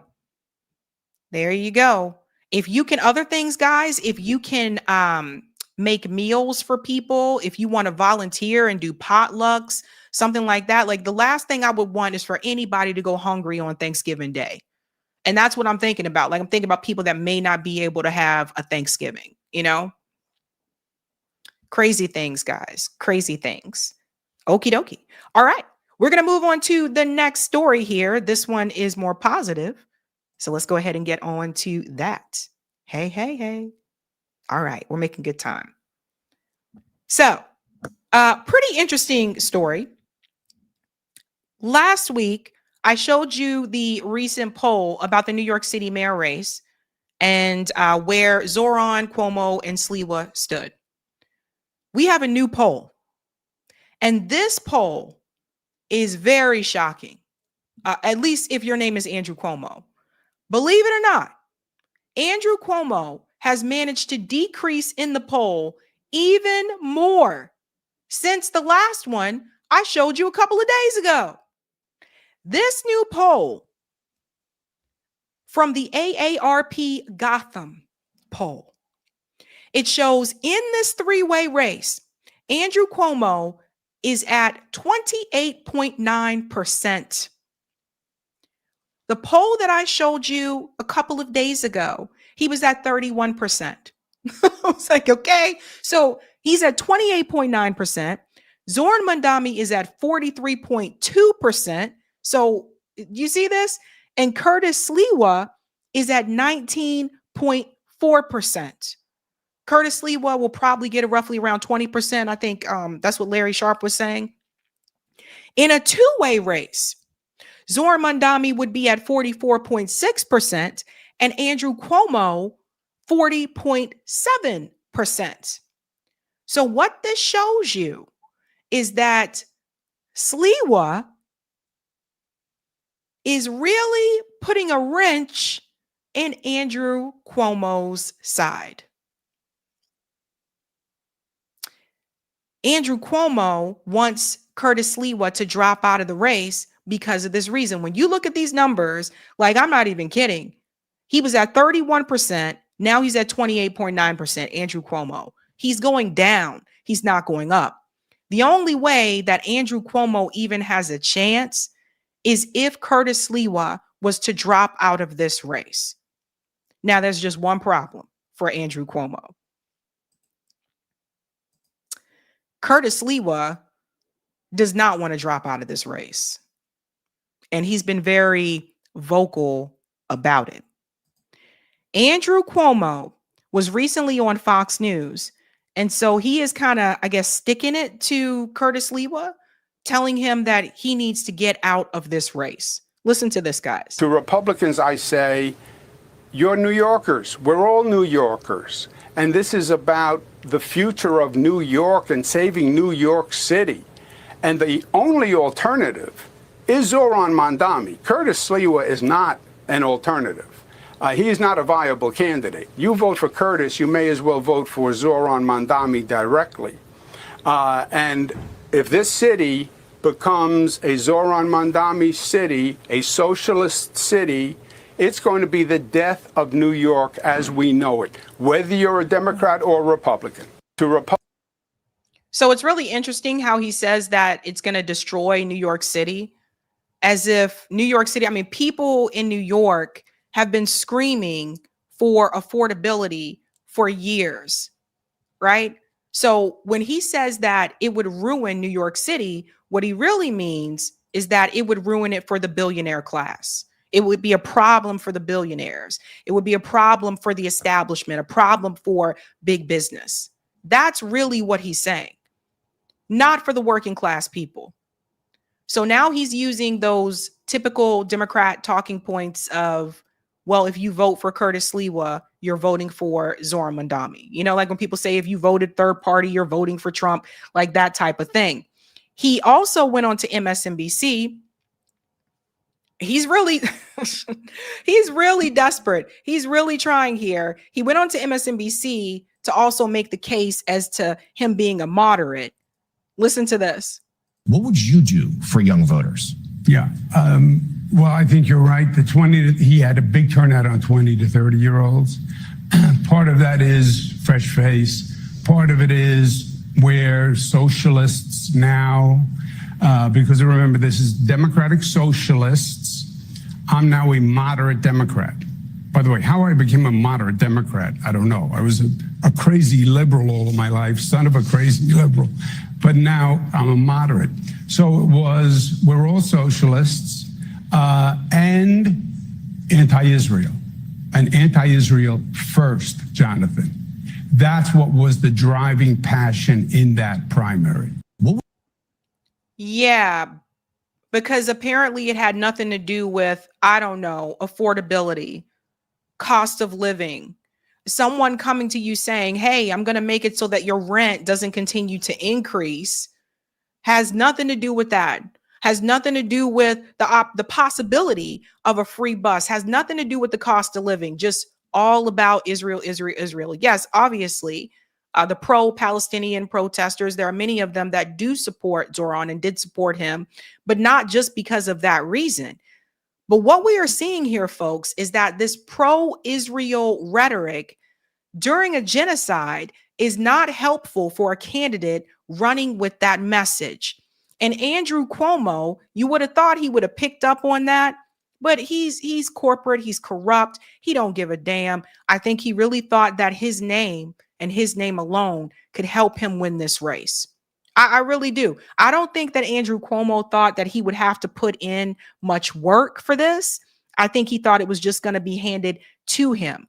And you'll also see now, President Trump is warning people, don't let Zohran win. But he's going to explain there might be some dark, deep psychological reason where they want to vote the opposite way. I don't know what it is, but we have to win the midterms. Otherwise, all of the things that we've done, so many of them are going to be taken away by the radical left lunatics. I mean, we're going to end up with a communist mayor in New York. Can you believe it? A communist. Remember, I would always say, we will not have a socialist elected in our country. Remember, I'd say that all the time. And I was right. We skipped socialists. We got a communist elected. So I didn't tell a lie. I didn't tell a lie. I was right. We'll have a communist, not a socialist. But we've already seen the impacts of the dangerous game that they're playing. Democrats are causing delays in our air traffic control. So now Zohran Mamdani has gone from being a democratic socialist, which is not the same thing as a socialist, to a communist. The exaggeration is hilarious to me. But then also you have Democrats doing the same thing. You also have Democrats coming in, calling him, oh, he's a communist and all this type of thing, which is not the case. Now, a lot of this comes down to this guy right here, Curtis Sliwa. They are begging Curtis Sliwa to drop out of the race. The New York Post has been going crazy with these headlines. Just walk away, Beret. Oh my God. He wore a raspberry beret. Just walk away, Beret. They are begging him to get out of this race. You'll see another one here. Even Fox News says Republican NYC mayor candidate Curtis Sliwa announces he is not dropping out under any circumstance. This is their only way. This is their only way to get Cuomo in. And you'll see even Republicans are begging for Andrew Cuomo to be the winner, even though he's a Democrat, because it's like he still protects the status quo. You have the leaders of the Democratic Party, Hakeem Jeffries, Hakeem Jeffries and Chuck Schumer. They won't endorse him because they want to protect the status quo.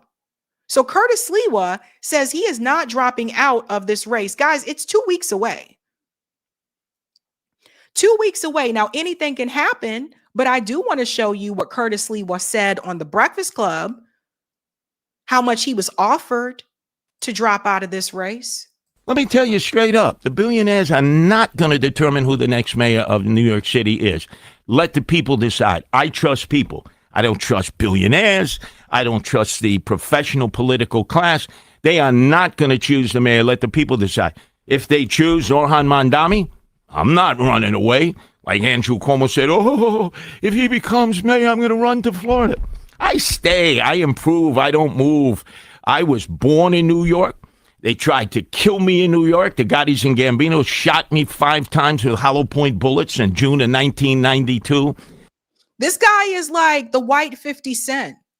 Because, like, seriously, I don't know if everybody knew this, but apparently he was shot 5 times and he survived. Oh, my gosh. And even when I survived, I never had armed security after that.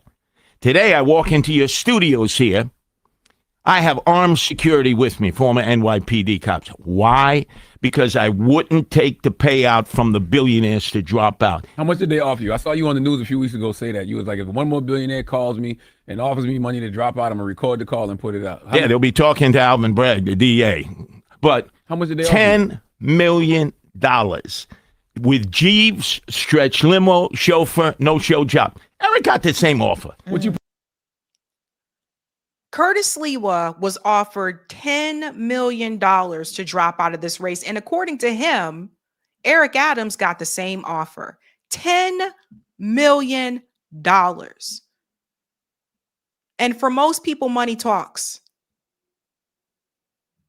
So it sounds like Curtis turned that down. Now, here's the thing. You still got 2 weeks to go. Now, he says he's not going to drop out. So a lot of people, I think, are just on pins and needles waiting to see, okay, what if he changes his mind? Eric Adams said he wasn't going to drop out either. $10 million.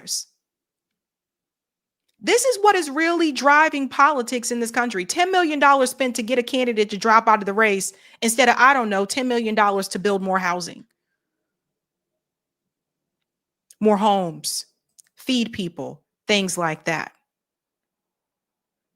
I smell trouble because they are going to such great lengths to get this guy out of the race. I smell trouble that people are willing to pay $10 million. We ain't talking about 10,000, $10 million. And all the pressure that is coming that way from the press as well, telling him to drop out. I smell trouble. It is very scary. Because it makes me wonder, if he doesn't drop out, are they going to try to harm Curtis Sliwa? Think you know who I mean by they. The establishment, the billionaires will do whatever they want to get their way. Now, here's something very interesting as well. This came from Nathan Robinson. He said Curtis Sliwa is fun, but as a reminder, to pretend his subway vigilantes were helping people, he regularly staged fake crimes for them to thwart so that he could be a hero, and told one of his men to hold off reporting a member who had been accused of sexually assaulting a child. He has receipts here. Sliwa admits faking crimes for publicity. That was in 1992. 6 of his group's early crime fighting exploits were actually faked. There's a whole bunch here, a number of the stunts that they mentioned. We're not going to read all of that, but here's another one. Another former close associate of Mr. Sliwa, William Diaz, said he was told to delay handing over a member wanted for questioning in the sexual assault of a child. So Curtis Sliwa isn't exactly who people think he is either. So let's just put that all out there. But this is very, very, very, very scary, you guys. The fact that 2 weeks away, right now, according to the betting odds, Zohran Mandami has a 93 chance of winning.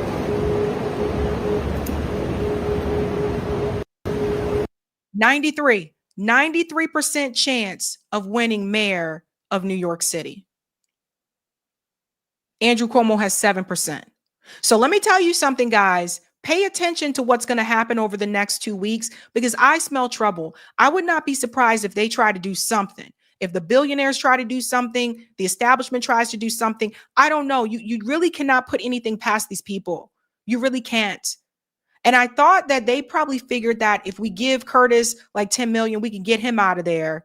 And then if the polling is closer, then they can do some, trickery behind the scenes and be like, oh, but it was so close. And that's why Andrew Cuomo won.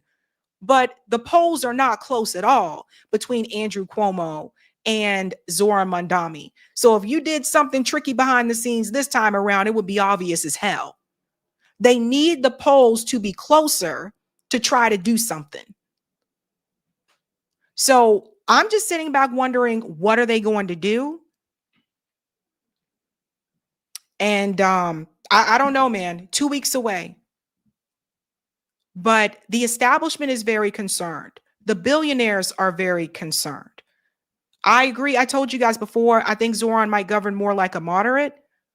I see him. He's already bent on some of his positions. But I think that the fact that they are trying this hard to get him out of there shows you that they don't even want someone. He's part of DSA. He's still a Democrat. They don't even want him in. So no, it's not vote blue no matter who. It's vote blue for the establishment who. That's who it is. Anybody running on those like progressive or populist policies that's calling out, especially nowadays, calling out Israel, they don't want that person in. So we'll have to sit back and see what happens. 2 weeks. They're desperate. Let's go to some of the comments here, ladies and gents. All right. Real Food said Sliwa is an agent. Thank you for the super chat, Philip. Getting Sliwa to drop out in favor of Cuomo is to punish virtue and reward vice in the desire for power. This is evil. JB says, this is the part where many working class New Yorkers are glad Sliwa has a big ego. Yeah, I could see that too. Emmanuel said Cuomo should be the one dropping out. And thank you, William. I think Zohran is a controlled opposition trick. He wouldn't be allowed to run if he was an outsider. Look how Trump fooled millions claiming outsider. Interesting point there as well. Interesting point. We'll have to wait and see. I absolutely despise Andrew Cuomo. Despise Andrew Cuomo. I don't think you should put all your hope into any of these politicians. Like I said, don't look at Zohran as a savior or a hero. You shouldn't look at any politician that way. At the same time, I also understand why New Yorkers would want to support someone who doesn't want to continue to increase their rent, who wants to help make things a little bit more affordable for them. New York City is expensive as hell. And it's like, if you haven't lived there, it's one thing when you go there to visit, but if you ever live in New York City, like I did, it's expensive as hell. So we'll see what happens. But it's really not looking good for Andrew Cuomo. All right. We are going on to another story here, ladies and gentlemen. This is a shady story. Oh my gosh, very shady. If you haven't done so, smash the like button. Thank you. And if you're new, don't forget to like, sub, and share, just like a Care Bear. The theme, ladies and gentlemen, is I Smell Trouble, and Aipac has been doing some sneaky things behind the scenes, and they have been busted. Aipac knows that it's not as popular as it used to be. So they have been secretly funding candidates a different way. Let's check out the expose here, ladies and gents. Shout out to Chris Minahan. Aipac is now apparently having their donors give money to candidates directly through some shady back channel rather than through their own organization. See, sneaky. This allows them to avoid the stigma of being Aipac funded.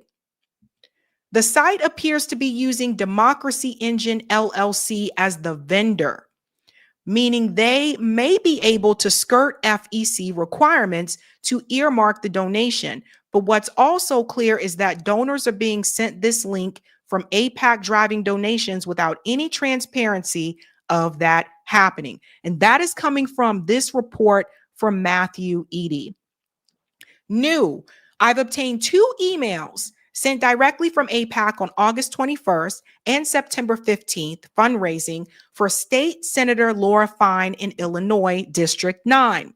Both emails include links to a hidden web page called Pro-Israel Network with live and hidden donation pages. But the homepage to the site is dead. Let's go on, folks. The first email sent on August 21st calls Kat, I think you pronounce her name Abba Hazala, Kat Abba Hazala, a anti-Israel detractor with a radical foreign policy agenda and an anti-America agenda. This confirms my reporting that there was an email before the September 15th Aipac email soliciting donations for Fine. You can see the image here. Here's that email. And it says, Dear so-and-so. This one is from Martin Ritter. And it says, Congresswoman Jan Schakowsky has announced her retirement. And this is the email where they're smearing Kat. It says she's a 25-year-old social media influencer. She does not mince words when it comes to her thoughts on Israel and the bond between our two nations. Her radical foreign policy agenda includes, and it goes on to put, recognition of a Palestinian state, describes the West Bank as a legal occupation, baselessly blames Israel for the deaths of tens of thousands of Palestinians. So basically the truth, basically the truth, but it goes on to show here, donate to Laura Fine now. So it goes on to say, who she is again. This is all Aipac. See, they're sneaky. This is what I said before. Like, they'll find ways to continue doing what they want to do. The second email on September 15th, also sent by Aipac, encourages donations to Angie Craig in Minnesota, Haley Stevens in Michigan, and Laura Fine in Illinois. Links to all three of these candidates lead to the same pro-Israel network donation page using Democracy Engine as their vendor. See, let's talk about these names here for a second. This is how some of these like PACs and also some of these donors, this is how they trip people up. They'll use a name like Democracy Engine or Democracy for the People, like stuff like that. So it just sounds like, oh, this is just an organization that cares about protecting democracy, right? Okay. But until you look behind the walls of this and see, okay, but what is Democracy Engine, which a lot of people just don't have time to do, you're not going to really know who is funding this. So Aipac is trying to be sneaky, and they're trying to use other names as vendors so that people don't know that it's Aipac. And he has an example here, another email, and it says, support key pro-Israel candidates who need your help, right? So again, very deceiving. So they're sneaky.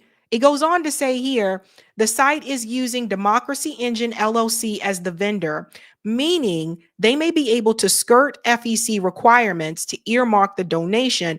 But what's also clear is that the donors are being sent this link from Aipac, driving donations without any transparency of that happening.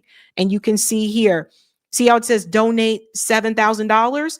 Up here it says contact Democracy Engine at support Democracy Engine. Democracy Engine will charge each recipient an applicable service fee. So this is totally misleading. This is totally misleading. They don't tell you that this is Aipac, and that's what it is. Now, here's the other scary part. It seems like they found a way to skip past that FEC reporting. Because if they can just say, oh yeah, Democracy Engine donated $7,000 to said candidate, well, technically that wouldn't be false. That is true, but it's also Aipac that is funding that through Democracy Engine. So they're trying to build as much layers away from them and the candidate as possible by using a different vehicle. It's basically like if you were in a truck and you were transporting boxes of shoes in that truck to said neighborhood, and you decide instead of using that truck to go to that neighborhood, you still transport the boxes of shoes, but on the way to that neighborhood, you take those shoes off of the truck, dump them into another truck, and have that truck go into the neighborhood and drop off the shoes. They're switching cars, but they're still doing it. It goes on to say here, let me go ahead and show you this part. This is how it shows up in filing, Democracy Engine LLC. And here's the money, $162.92, $592, but it doesn't show Aipac, it shows Democracy Engine LLC. I don't even understand how this is legal. I really don't. To me, this just it seems like money laundering. I just don't understand how it's legal.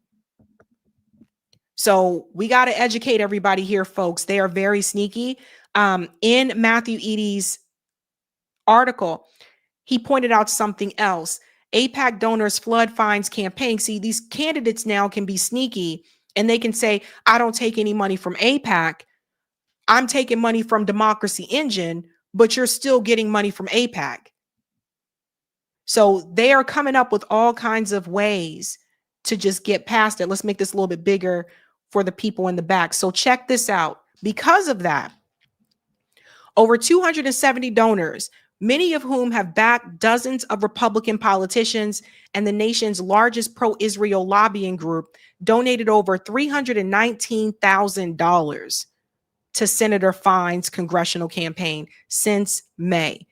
Over $319,000 that have been donated to her are coming from pro-Israel lobbying group. Yeah. Bryce said they love lying. Absolutely. See, they're sneaky. So I just want to jump forward to this part here. Hundreds of her donors who drove almost half of her campaign fundraising had previously supported several candidates, both Republican and Democrat, through Aipac, including Ted Cruz, Mike Johnson, Rick Scott, etc. Let me just jump down here. Over 740 individual donations Fine received since launching her campaign. Over 270 came from donors with strong links to Aipac.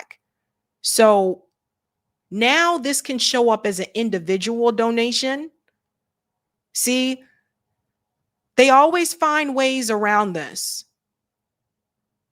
And this is what I'm noticing. It goes on to say here, Fine's donations, as listed in both her July and October FEC filings, were not earmarked as being made through Aipac and are displayed as individual donations. Ding, ding, ding, ding, ding. Evanston Now cross-checked hundreds of the donors and their donation histories, compiling a list of candidates her donors had previously supported. Aipac, individual donations. So you know how if you look at Open Secrets or if you look at FEC, there's a column that says like PAC donations, and then it'll say individual donations. So if it shows up as individual donation, Aipac can just say, well, that didn't come from us. That's just an individual. But they won't tell you that that individual is a part of Aipac. So they're trying to make it so that, okay, let's make this candidate more appealing to the pro-Palestinian crowd by saying she doesn't take Aipac donations. If you look at the FEC filings, it shows she's getting a lot of donations from Democracy Engine, but they don't tell you that that's just a vehicle to transport Aipac donations. Aipac doesn't donate to candidates directly, right? So it's a PAC. So it's a PAC that donates. Okay, we can say you have this number of PAC donations. But by doing it this way, this is basically Aipac donating to a candidate directly by individual donations. Crazy stuff. Another thing that, let me show you what he mentioned here. Another thing that he mentioned here is that many of the donors had supported Democratic candidates too, sometimes donating to both Republicans and Democrats at the same time. See, anything to pursue the pro-Israel mission. In September 30th, Fine had raised over $660,000 in total, with over 90% being from large dollar donations of $200 or more. Of the larger dollar donations, Evanston Now found that about a third came from out of state, totaling about $196,000 from just over 180 individual donations. All but $10,000 of Fine's out of state contributions came from donors who had previous ties to Aipac. That's what the records show. I smell trouble because they are trying to cheat the system. And also, Matthew, he shared links so that you guys can see what those sites look like, right? This is what I've found. There could be more, but the last is what appears to be the identifier for the site. And you'll see here, did I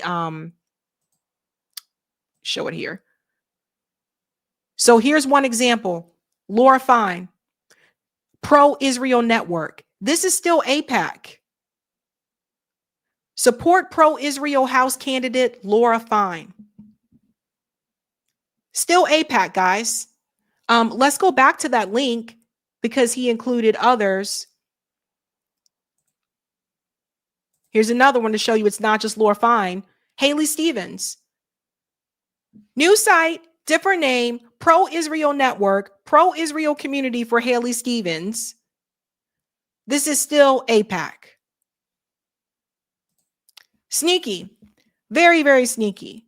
So in short, I want to show you what he basically wraps up here. And then I'm going to show you a video proving it. Matthew said what so appears to be happening here is this. AIPAC is soliciting donations to campaigns through its emails to its donors, including links to hidden web pages using Democracy Engine LLC as a vendor, and the donations show in FEC filings as direct donations from a donor to a candidate. I think this should be illegal. I just don't even know how this is allowed to happen. But I'm glad someone is calling it out. Now, to show you an example, here's a video. Let's bring up this guy here. Here's a video of a former AIPAC lobbyist, Trevor Chandler, who is not Jewish, offers insight on how Israel's state lobby works and how little it has to do with anything Jewish. Listen to what he says here. The simplest form is about building individual relationships with every single member of Congress, which is very tough. And so for AIPAC, and which again is a traditionally Jewish organization, is important to note that over 90% of congressional districts in the United States statistically have no Jews, statistically 0%. And yet, even with that lack of representation in a lot of these congressional districts, AIPAC is still able to have a significant relationship with every single member of Congress. And that's because we encourage our members, our activists, to build these relationships with members of Congress that are outside their district. We encourage, although AIPAC does not do this, AIPAC does not fundraise. We do not endorse candidates. We do not fundraise for candidates. We don't raise money for them. But we do encourage our members to raise money for candidates and get involved in the political process. And so one of the things that So do you see that? That should be illegal. They're basically just going around the playground to get to the slide. That's what they're doing, but they're still getting to the slide. AIPAC does do as an organization is we actually meet with every single viable member of or person who's running for Congress. So even before these people are in Congress, we're having a conversation with them, and we're asking them to write a position paper describing how they view the U.S.-Israel relationship. And a lot of times, if they say, oh, I don't know a lot about it, we'll connect them to one of our members, and we'll say, here, talk with Trevor, well, not me, so talk with Dawn, and if you have questions about Iran, if you have questions about security assistance and why it's so important as you're putting this paper together, Dawn will help you. And so our members start building that relationship with a member of Congress before they're even elected, as they're get run. Before they're even elected. That should be illegal. So I hope that article does get more attention. I just happened to come across it late last night, but I hope it does get more attention because to me, the way that I see it, this is just, I feel like this is money laundering. Like, I feel like I'm watching Ozark. Did you guys watch that show, The Ozark? I feel like I'm watching Ozarks. And I feel like that's what they're doing. Like, this is some mafia type of stuff, man. They're still doing it. They're just using different like vehicles to do it. So they're trying to come up with ways to be a little bit more clever now. This is just really bad. Now, here's the plus side about all this. I have never seen AIPAC this concerned before in my life. I have never seen them this shaken to where they created that ad that says AIPAC is America first. I have never seen it. So that says something. The fact that they are going to such extremes, that does say something. And I think that's something we should keep in mind. All right, let's go to some of the comments, ladies and gents. Hey. FM said Jason Bateman would be proud. FM saw the Ozark, right? Okay. Thank you, Joe Massino. They will illegally purge voters from the rolls like they did Bernie and NYC. Yeah, I think they'll try some type of trickery, Thank you, Jay. Jan Schakowsky is my congresswoman. The Illinois 9th District covers parts of Chicago's north side and some northern suburbs. Sadly, I think this ploy will work with the Zionist suburban people. Wild, man. Susanna says they will have 100 different vendors. There you go. Yep. Yeah, they're going to try to add as many as possible so that you can't track it. And John says the Friends of IDF is a 501c3, y'all. That is crazy. Crazy. Oh my gosh. Okay. We're going to get into another story a little bit different, but it needs to be said. Okay. All right. I have had criticism before about the way that some of these pastors go about getting money from the congregation. And recently there was a video that went pretty viral of Pastor Marvin Winans basically telling a woman that the money that she is offering isn't enough in so many ways to speak. Now, we already covered on this show about a year ago when it was Pastor Marvin Sharpe who said close the doors and wouldn't allow the congregation to leave until they donated money. Now we have a different Marvin, but this time the person is donating money, but he doesn't think it's enough. So he has a problem with it. And I have some things to say. Marvin Winans, who does come from a prominent gospel family, the Winans, he has a net worth of over $5 million. Let's get into this. Marvin Winans' net worth revealed after he scoffed at his church members' donation.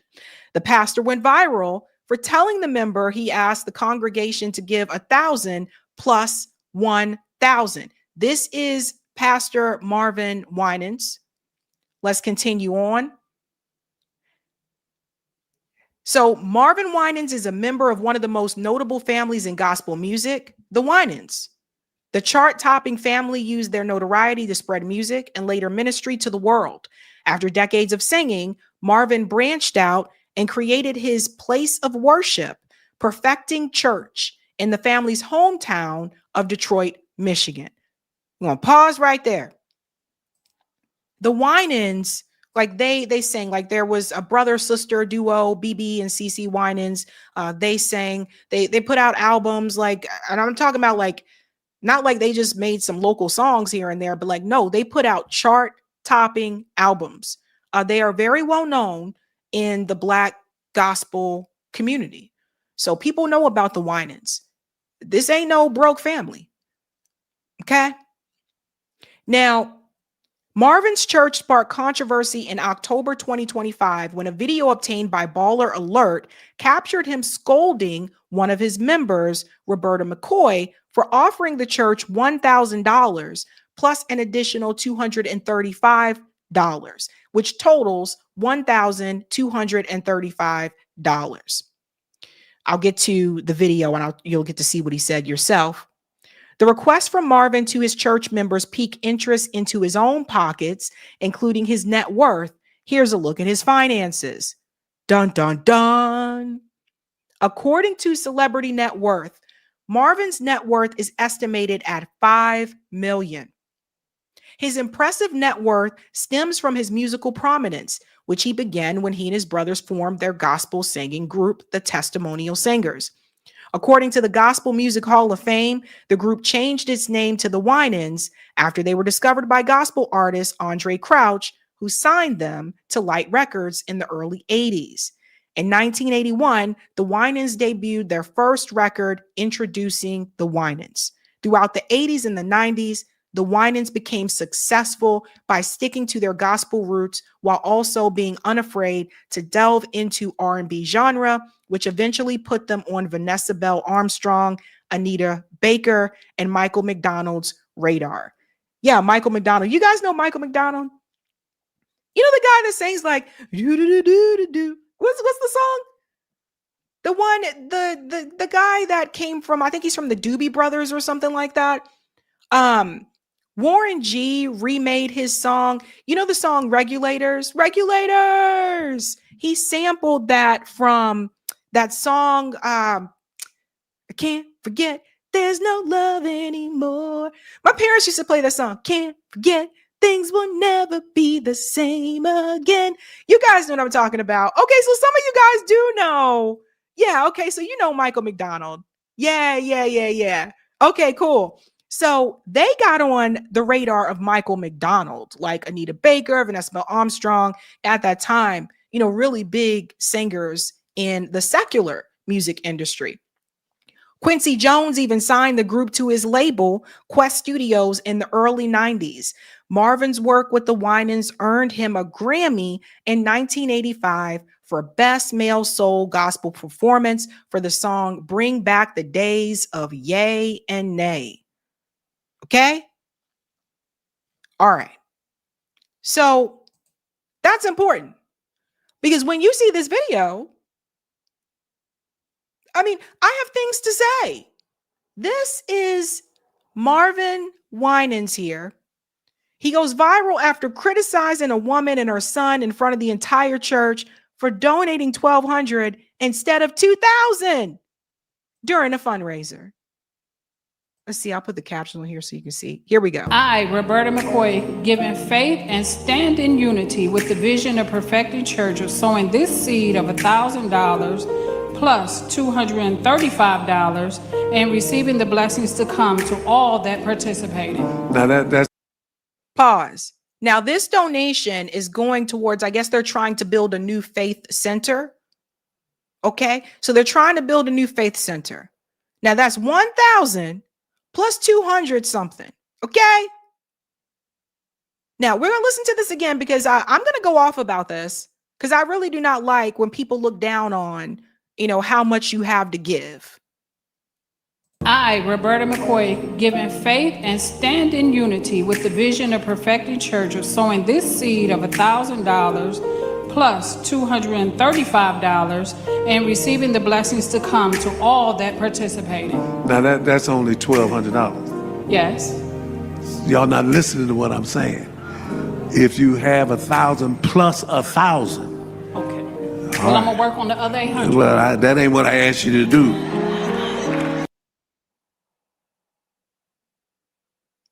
So she said she's going to work on the other 800. He said, that's not what I asked you to do. Ashura says, bougie pastor. Yeah. Now, here's the problem that I have with this. Okay. Now, some people have said, well, you know, that line was only supposed to be for the people who were given at least 2,000 and da-da-da-da. I don't care. My problem is you have someone standing there who has a net worth of $5 million. Why is he asking the congregation, and apparently from what I understand, donations were coming in from all over the world. Why is he asking them for all this money to build this new faith center? Anybody? The way that money has been used in these spaces, in my opinion, is absolutely ridiculous. Two, this woman is willing to donate $1,200. So she's like, this is what I have. 1,000 plus another $200. That's a lot of money. That's a lot of money. Most of you don't have $1,000 just to give away like that. Like, it's a lot of money. And to me, I feel like that money should have been put somewhere else. We'll get into that. But the way that he spoke to her, y'all not listening. And she got her son with her in front of the kid. Now that's only $1,200. Yes. Y'all not listening to what I'm saying. If you have 1,000 plus 1,000. Well, I'm gonna work on the other 800. Well, that ain't what I asked you to do. It's arrogant. And also, why does he need to say that in front of the entire congregation? That's also embarrassing. Tip Critique says the black church is failing black people. We're going to get to that in just a second. Because see, here's the thing, man. Here's the thing, okay? You have a net worth of $5 million. Some of these pastors that are asking people to donate all this money so they can get a second building or another church or another faith center are millionaires. They living in big fancy homes, driving fancy cars, expensive cars. Some of them have private jets. Hello, Cleflo Dollar, Joel Osteen. Some of them have private jets, but they coming to you every Sunday asking you for money. Sunday, Wednesday on Bible study night, and any other activity services that you go throughout the week.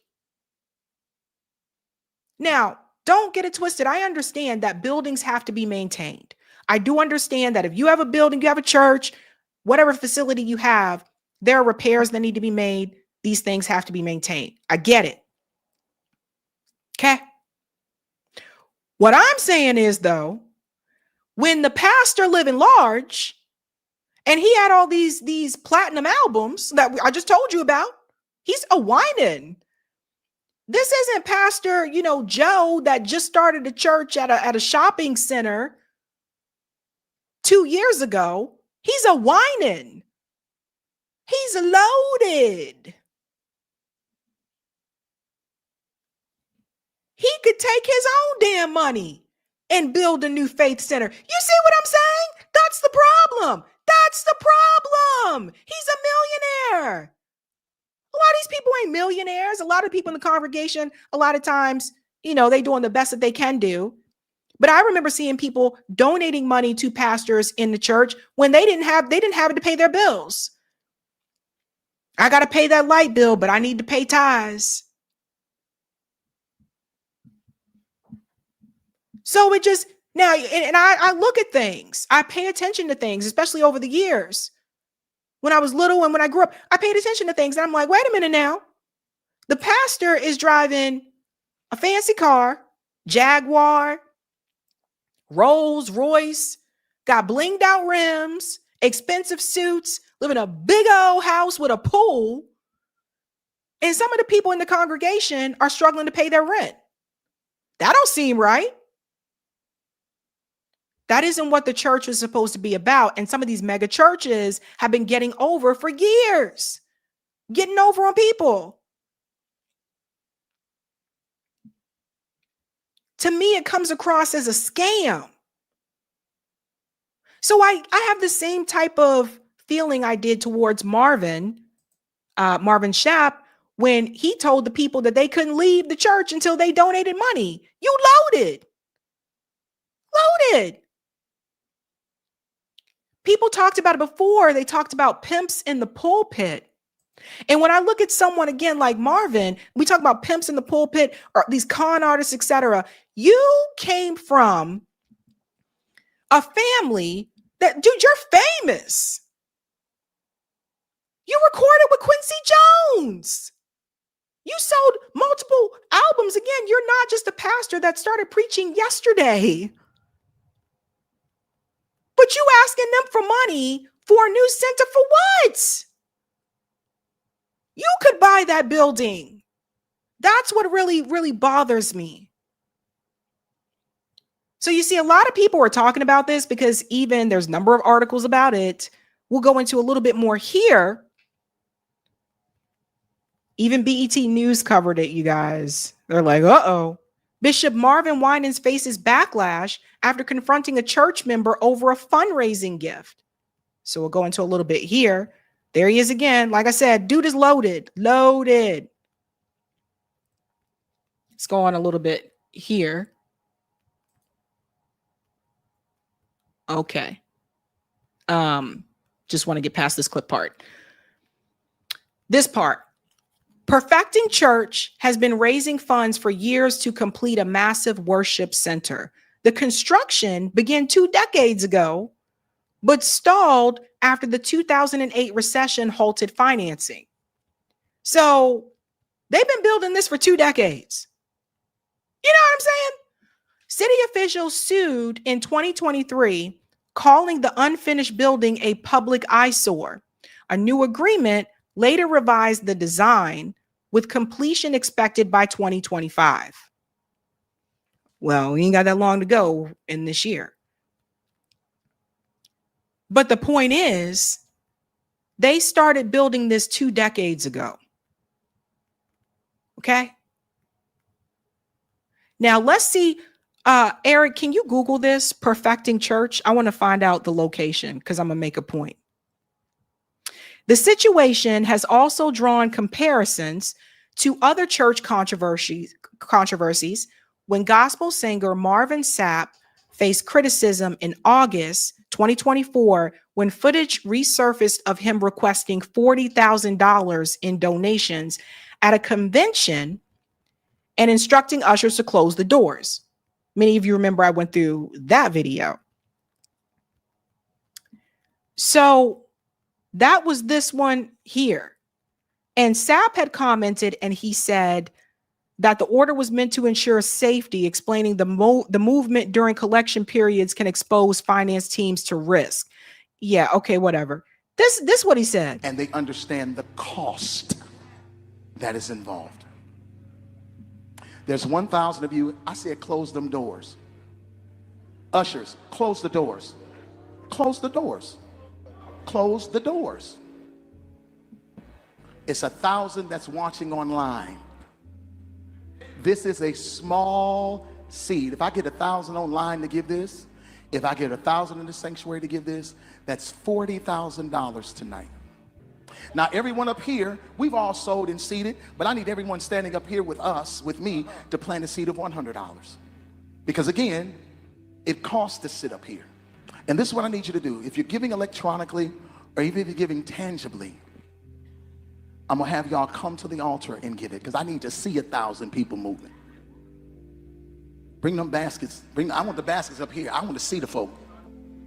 Y'all start moving. Y'all can bring it right now. Come. 1,000 people need to give $20. 1,000 people need to give $20. 1,000 people online need to give $20. This is so that was Marvin Sapp. That's the other Marvin. So Perfecting Church is in Detroit. Right? So that was the other Marvin. You see how they be trying to get money out of people, right? So this church that Marvin Winans, this worship center that he has been building for 2 decades, is in Detroit, one of the poorest cities in the country.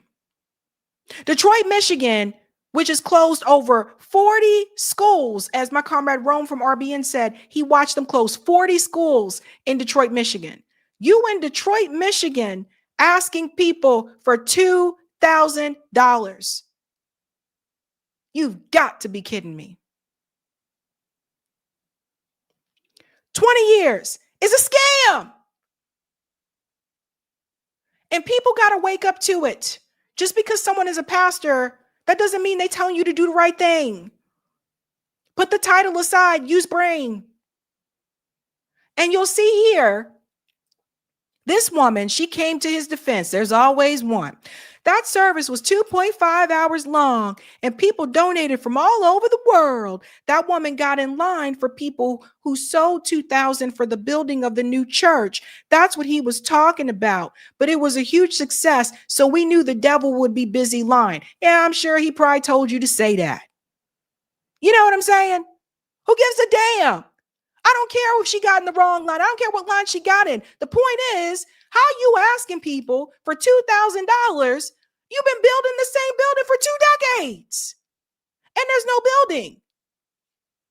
This is like Dr. Umar with no school. I don't understand. Sabby confused. Phil Scott also talked about this, and he gave a tip. I think people need to listen to this about where that money should go. Listen to this. But we as Black people, we talking about delineating and all that. We need to delineate our money, remove our money from this Black church, and put our money in our local communities, helping out, building homes for our people, feeding our people, educating our kids. What if you took that $12 to $13 billion a year and invested into building schools for our children so they don't have to worry about Connor going over there airing out anything because he's mad today? The point that Phil Scott is making here, it makes so much sense. All that money that's been poured into this new building for over 2 decades, that is money that should have been put in the community in Detroit.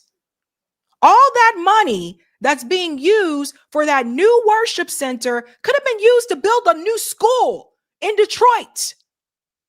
Could have been used to build housing for people in Detroit. You have a worship center. You were in it right now. In the video, people got to think. It's too much money being spent going to these churches. Oh, knew this, knew that. Pastor got new big house. You still broke. Instead of putting that in the community. Now, people say, well, church is something that serves the community. No, not really, because everybody don't go to church. Stop it. Kids have to go to school. People need a roof over their head. That money should be put into the community for the people. Homes, schools, recreation centers. Why not use the money to build Detroit, to build up Detroit with your own money so that investors don't keep coming in, taking things out?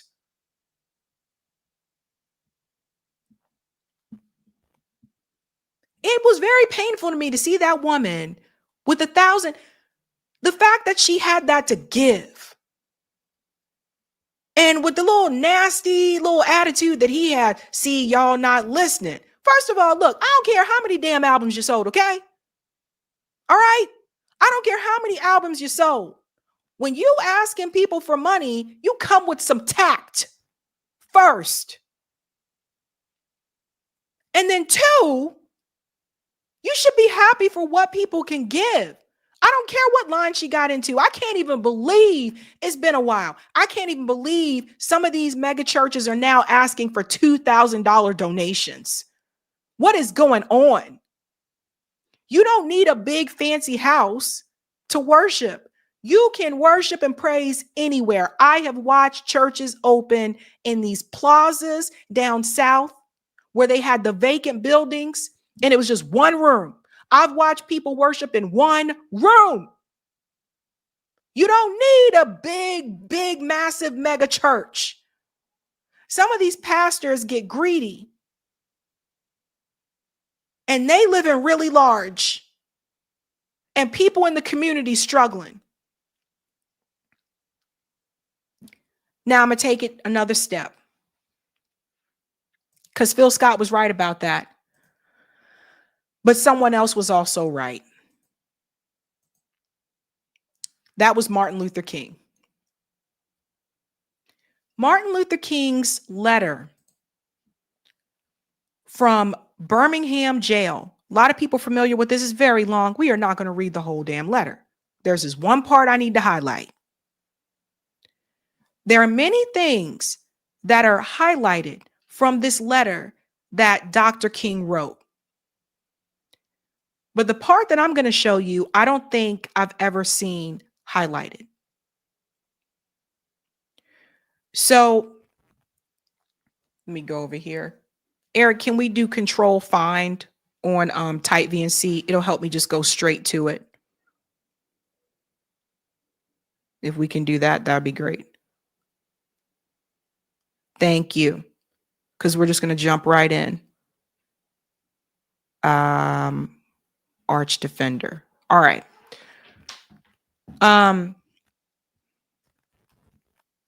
Let me go down here. Let me put this in here.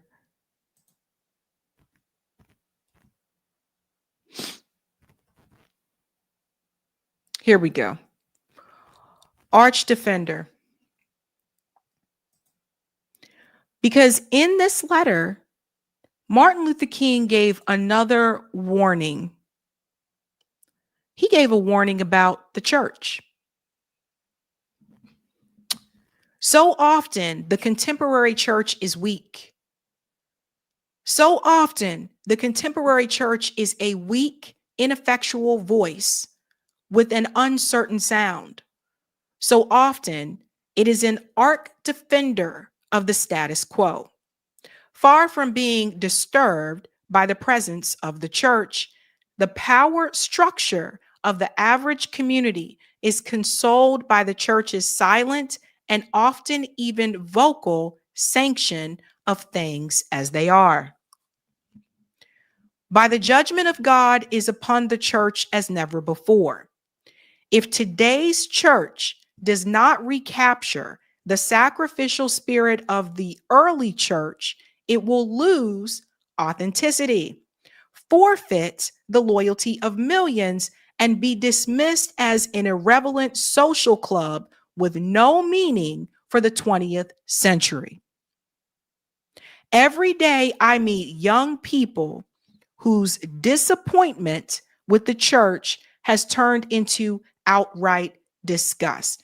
Martin Luther King warned people in his letter from a Birmingham jail that if the church, and at that point, I'm assuming he was talking about the black church because that's what he was a part of, if they did not change, that they would basically become known as an irrelevant social club. That's what you have today. He goes on to highlight something else here when he says, perhaps I have been too optimistic. Is organized religion too inextricably bound to the status quo to save our nation and the world? Perhaps I must turn my faith to the inner spiritual church, the church within the church. But again, I am thankful to God that some noble souls from the ranks in the struggle, some noble souls from the ranks of organized religion have broken loose from the paralyzing chains of conformity and joined us as active partners in the struggle for freedom. They have left their secure congregations and walked the streets of Albany, Georgia with us. They have gone down the highways of the South on torturous rides for freedom. Yes, they have gone to jail with us, but some have been dismissed from their churches, have lost the support of their bishops and fellow ministers, but they have acted in the faith that right defeated is stronger than evil triumphant. The point that MLK makes here is that the church, I guess even back then in his time, was starting to lose its purpose. It was starting to lose its presence within the activist community, within the organizing community. And to his point, if they didn't change the way they were doing things, they would just end up becoming a social club. That's what you see today. These pastors asking for $2,000 here and there so they can build a new worship center when you already got one that you in and you worth $5 million. These pastors flying on these private jets while the congregation is reaching through their purses, trying to make sure that they can make their weekly tithe, even if their money at home is tight. Now, I don't know about you guys, but that's not equality. That's not godly. And in fact, what you really have is that one person, that pastor at that mega church who's sitting and living at the tippity top and everybody else in there in the congregation at the bottom. How is that any different from the capitalist system that we live in today outside of the church? Some of these preachers became capitalist. And they're just like, oh, I can make money doing this. And to prove that it has become more of a relevant social club, there was the article, I forgot to post it, but there was the article that I said before too, where the young people, Black churches are losing the youth, that the numbers are declining, and for a reason. You know, some of that has to deal with like the whole Israel thing. That's some of it. But another part of it has to do with the fact that a lot of these churches, in particular the mega churches, they just become like capitalist ventures. All you hear is give me money. Give me money, give me money, give me money. And you living in a fancy house, drive a nice car.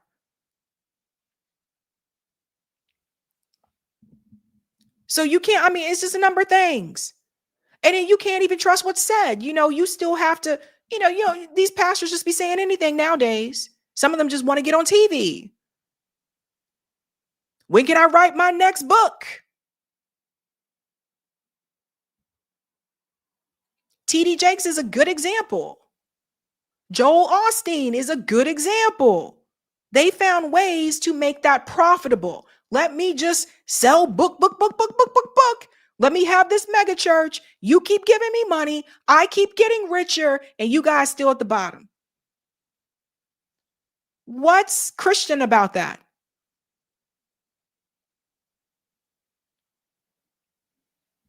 So I think MOK had a point, and I think that's what happened. Whereas churches at one point used to be like this beacon of, they used to help out the community. Churches were a vessel for mutual aid. Some churches actually been able to save people out of poverty. Like that's kind of what they were known for back in the day. But now it has just become another business model. And here we are. So Marvin, that was, oh my gosh, that's bad. That was bad. And I can think of a number of different ways where that money could be put to use in Detroit instead of building your new worship center that you've been working on for 2 decades. Let's go to some of the comments here, ladies and gents, and then we'll get to the final story. Thank you, Carpe DM. Great job, you rock girl. Oh, thank you. Thank you, Clarissa. Churches ain't what they used to be. Nope. Thank you, Felonious. Here's my tithe, Sabby. I'm working on the other 1,990. You're funny, Felonious. Thank you. That is funny. Thank you, Gamble. Look, hope we don't find out it was something personal between he and that particular member. Whoa. Anthony said they started building 20 years ago. Thank you, Blueser. Nothing but a hustle by a pimp shamelessly against our own people, many who are in need. Foreclosures on the rise. He is going to open the door to house folk, ? Thank you, Blueser. Thank you so much for that. And shout out to Jay Kerr, who just became a Sabby member. Let's give Jay Kerr a big whoop, whoop. Hey. Oh, holy crap, Blueser. Thank you for this one as well. Where is his voice against the genocides? Why isn't someone turning over tables in that church? You're right, Sabs. Church is a weekly social event for most. I had to get out of there. Was more fulfilled giving money to people on the street. And this is what churches used to do, right? They used to do that kind of thing. Not anymore. Crazy, crazy, crazy stuff, guys. Okay, and we're going to get to the last story here. This one's a little bit comical. I'm going to end things on a kind of funny note here. The world of comedians. The world of comedians. I smell a little bit of trouble in the world of comedians because at one point, you know, comedy was kind of a place that you could go to escape all the stress that you had throughout the week or that month. You could watch stand-up comedian and be like, what's up? Or watch like a comedian on a podcast. And that was your way of just escaping all of that mess, right? But things changed over the years where some of these comedy podcasts have become a vehicle for the political space. Whether it's Andrew Schultz, which you'll see in just a second, Joe Rogan, you'll also see, whether it's been, you know, Theo Vaughn, etc. Politics made its way into the comedy space. And because it made its way into the comedy space, during the 2024 presidential election, those podcasts became the podcasts that candidates were expected to go on. Trump went on to Joe Rogan. I think Andrew Schultz, I can't remember if he interviewed, maybe he didn't go on to Andrew Schultz, but I think Andrew Schultz either endorsed Trump. I think he endorsed him. Theo Vaughn, interviewed JD Vance, etc. So it kind of became this vessel. Bernie Sanders went on to Joe Rogan's show for his 2020 election, and Joe Rogan endorsed Bernie Sanders then. Then in 2024, he endorsed Donald Trump. So it's changed. And because it's changed, you do have comedians that are on different sides. You have a comedian that's more on the right side, like supporting the right-wing politicians, and you have the comedians that support, the Democrat like politicians like Obama or Kamala, etc.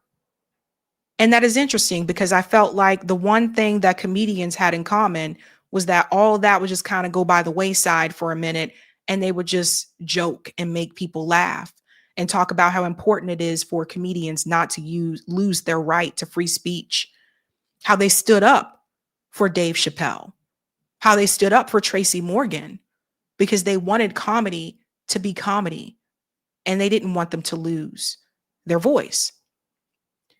But now you're going to see Joe Rogan, Andrew Schultz, and Mark Maron seem to be kind of at each other's throats here. And it all started from what I can tell was this appearance by Mark Maron on this podcast called Bad Friends. So listen to what Mark Maron said about Joe Rogan, and then I think you'll understand why that response was delivered on Joe Rogan with him and Andrew Schultz. We probably all owe it to Tom Green. Yeah, we do actually. I did Tom. Yeah, right. Tom was first. With the video podcast. With the video, yeah. But yeah, me and who else? Rogan. Okay. Who's that? Joe Rogan. Joseph Rogan? Yeah, he's out of Texas. Oh, Texas. Got it. Yeah. I got it. Got it. Yeah. You love Austin, don't you? He's running half the planet out of Texas. Yeah. He's got a tight hold on the enlightened meatheads. Dude, Maron's disdain. It's not disdain. It's reasonable criticism. Reasonable criticism. Yeah. When was the last time you spoke with him? I don't know. That's a good question. I guess it would have been at the store. I never talked to him in Austin. I don't go into the club. I don't really think I'm on his radar. So something tells me you are. Oh yeah. Something tells me you are. I don't. It's weird that you get lumped into a certain thing, and maybe it's my assumption that his army of healthy fellas. Is that their title? Army of Healthy Fellas is so good. No, you just got to, got to stay and keep the machine. The machine's got to be good. Yeah. That's a shot at Bert. Go ahead. What do you think the Austin shelf life is going to be? Well, I don't know. Like, I think that it's so effectively tribalized at this point. It really comes down to material. I mean, at what point, it's like whatever they represented in terms of policy. And it's not a stretch. It's like they won. Trans people are frightened. They have no ability to get health care anymore. And they're afraid of being alive and have no freedom left. So that's done. When do you stop with the jokes? When do you stop with the jokes? And like immigrants. Okay, well, they're being ripped away from their homes and they're all terrified. And okay, so that's done. When do you stop with the jokes? Right. I mean, it's one thing to pick on the vulnerable and the marginalized, but I mean, they're down. Yeah. I mean, like, they're down. Why do you got to keep hitting them unless you're a hack? Now, there's a question. Yeah. So, and that appearance was, I believe, about 2 months ago, but the podcast conversation between Joe Rogan and Andrew Schultz was just recently.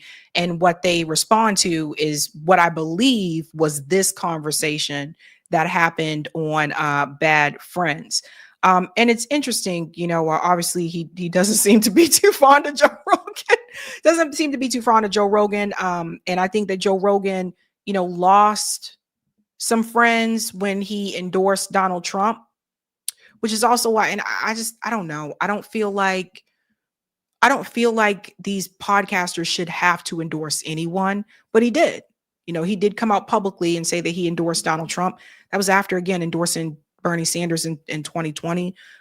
So I I believe he was still in California when he endorsed Bernie Sanders at that point. He moved to Texas, and some of his views politically have changed a little bit, over the years.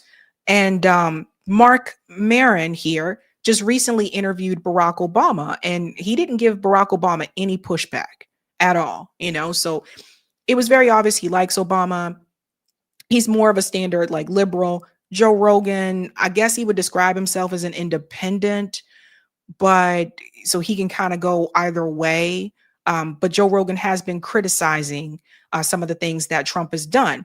So Mark is talking about that manosphere space with his Theo Vaughn, Andrew Schultz, Joe Rogan, etc. Those that did support Donald Trump. And he's just saying like, well, they won, they got what they wanted, etc. But there also seems to be some type of tension. Like even from this conversation, it's almost as if the way that Mark is talking is if something happened before all that, before Joe Rogan endorsed Donald Trump. Right. So let's go on a little bit more here, then we'll get to the Rogan conversation. Wow. Mark. He comes in swinging. Yeah. No, so I don't know the last time I talked to Joe. People for a while were like, why don't you go on Joe's show? And my answer to that is like, why? Why? Right. Well, it doesn't service you. Well, no, I don't need him. And also there's no way for me to like, what am I going to talk to him about? And there's no way for me to sort of not walk out of there and be like, all right, I guess I'll look at my phone. Oh, fuck. How long is this going to go on for? Right. But it's like Martin Luther King and Malcolm X made me meeting at one point.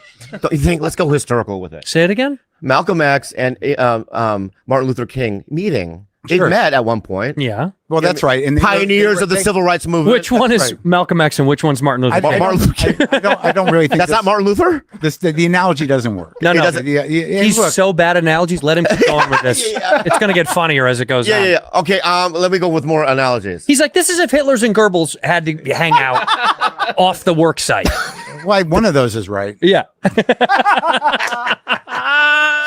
Yeah, I think. Yeah, definitely not a fair comparison. You got half that analogy. Okay, yeah. See, Mark, why can't you just once support me? You know what I mean? With an analogy. Shut up. But that was just wrong. It brought race into it in a very profound way. Yeah. And I would. Mine was angled and funny and distant. It went somewhere else. Yeah, I think on one side of that, there's a guy that's aggressively fighting for the civil rights of victimized white people. God knows they've had it hard enough for a long enough time. But has Joe asked you? No. Oh, here's a better angle. Adam used to go like, hey, what? And I'm like, no, why? Well, because it's interesting. So that was interesting. So he said, no, Joe has not asked him. He said Adam used to be like, well, hey, why or whatever. No, he hasn't asked him. And then also he's not interested. So I do want to show you what Joe Rogan and Andrew Schultz talked about here. And like I said, I believe it sounds like it's in a response to that interview. So listen to this. Forgive. You know what I mean? You have somebody on your pod who had someone on their pod talking shit. You're better than me. Yeah. You're better than me. You got to be able to just let things go. I can't wait for Gavin Newsom to go on Bad Friends. I can't. I want to see I'm distancing myself from the Rogan Sphere tour. That's First hilarious. stop, Bad Friends. That's hilarious. I thought that was corny. Yeah. I thought it was corny. Yeah, we talked about that. I don't know. It is what it is. You're more forgiving. There's no time that you should, in my mind, no time that you should be spending on these kind of conflicts. It's like pointless. It's wasted energy. Yeah, but it's fun to talk some shit. Well, you know, when I decided to talk shit about Maron was after the Theo thing. After Theo kind of went off the rails. Yeah. And Theo went off the rails right after Maron put him in his special. Yeah. You know? Yeah, I'm not sure if I can play that on here, but I did see the video. And in that video, Mark Maron made a joke. Basically made a joke about Theo Vaughn where he said that Theo Vaughn would be like, yeah, man, I'm gonna interview Hitler and be like, so what's up? What's cool, man? Da da da, like that type of thing. So obviously there's a political energy here among these comedians. And it seems like that's what a big part of the tension seems to be about. And I feel like that wasn't the case in the comedy space for quite some time, at least as long as I can remember. But now it does seem that way. Whereas Mark Maron, likes Obama, just interviewed Obama, definitely status quo liberal. Not too cool with Joe Rogan and the rest of these guys who voted for Trump, endorsed Trump, and gave Trump a pass. And so it seems like that's where a lot of that energy is coming from. And this brings up a good question. Is comedy really the place for politics? Do people feel as though politics should be brought into the comedy space? Should a comedian podcaster have to endorse a presidential candidate? Not saying that he had to, but should that be the place for that? And it makes you wonder, because when we talk about things like free speech, that definitely impacts comedy. We saw Dave Chappelle go through all of that. So it kind of makes you wonder. But listen to what they say here. I thought this was pretty interesting about Mark. You know my issue with that joke in the special? It was just like what Twitter says. It wasn't even like a creative angle. It's not good. It was just like literally what every tweet would say. Meanwhile, it's one of the funniest jokes he's ever made because it's an impression of a really funny guy. Exactly. Yeah, you got to rely on Theo's impression. Yeah. Yeah. But yeah, I don't know. Like my whole thing with Maron is like, I think that like people outside of comedy have this idea of him, but like everybody inside comedy knows he's a piece of shit, and they've known it for years. And like, this is not just like us. No. Like there's that great like Jon Stewart story about their thing, which is like, I don't even know if people know, but like John took that MTV show and Maron like ripped him for it. How you sell out, you piece of shit, how dare you do it? And then when John leaves to go do another show, guess who takes over that same show? Maron. So it sounds like there could be some jealousy here as well, right? Like, how dare John take that show? But when John leaves, Maron is happy to take that spot on that show, right? So sounds like there could be a little bit of jealousy involved here as well. Also, in the comedy podcast space, there are very few that have like these large ass platforms like Joe Rogan does, where they can bring on the president of the United States or a presidential candidate, or they have millions of people that are listening to them.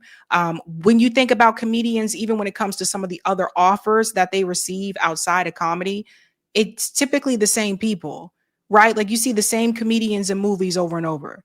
You see the same like comedians like being asked to lead certain shows and things like that, or certain talk shows or whatever. It seems like it's the same people that are getting those invitations. So it also seems like there could be a little bit of jealousy here afoot as well on Mark's side. Now, you can have your issue with who Joe Rogan endorsed, and you can call Joe Rogan out for that and everything too. But I feel like when it comes to the comedy, you should still keep it at that. Like you should still have, you know what I mean? Like even in my life, like I know people who voted for Trump. I know people who voted for Kamala. I know people who, voted Jill Stein. I know people who stayed home. Most people I know stayed home. Like I know that. But like, I don't cut people out of my life because of who they voted for. I wish we could get back to that type of America. I really do. I wish we could get back to the days where people didn't come up to you and say, who you vote for? Like that's what this country has become. It's become very polarizing. So that's what it seems like. It seems like that tension, that cutoff for Mark is more so political. Because Andrew and Joe endorsed Trump and voted for Trump. That's what it seems like it's coming from for me. But then Andrew also explains to you that it's not just them that have an issue with Mark. Other comedians have an issue with them too. Let's continue. That's who we're dealing with. So Yes. it's like, it's one of these things where like inside the game, we all know who the pieces of shit are, and we just go, we roll our eyes at This it. is how Mark Maron works. He sees you get successful.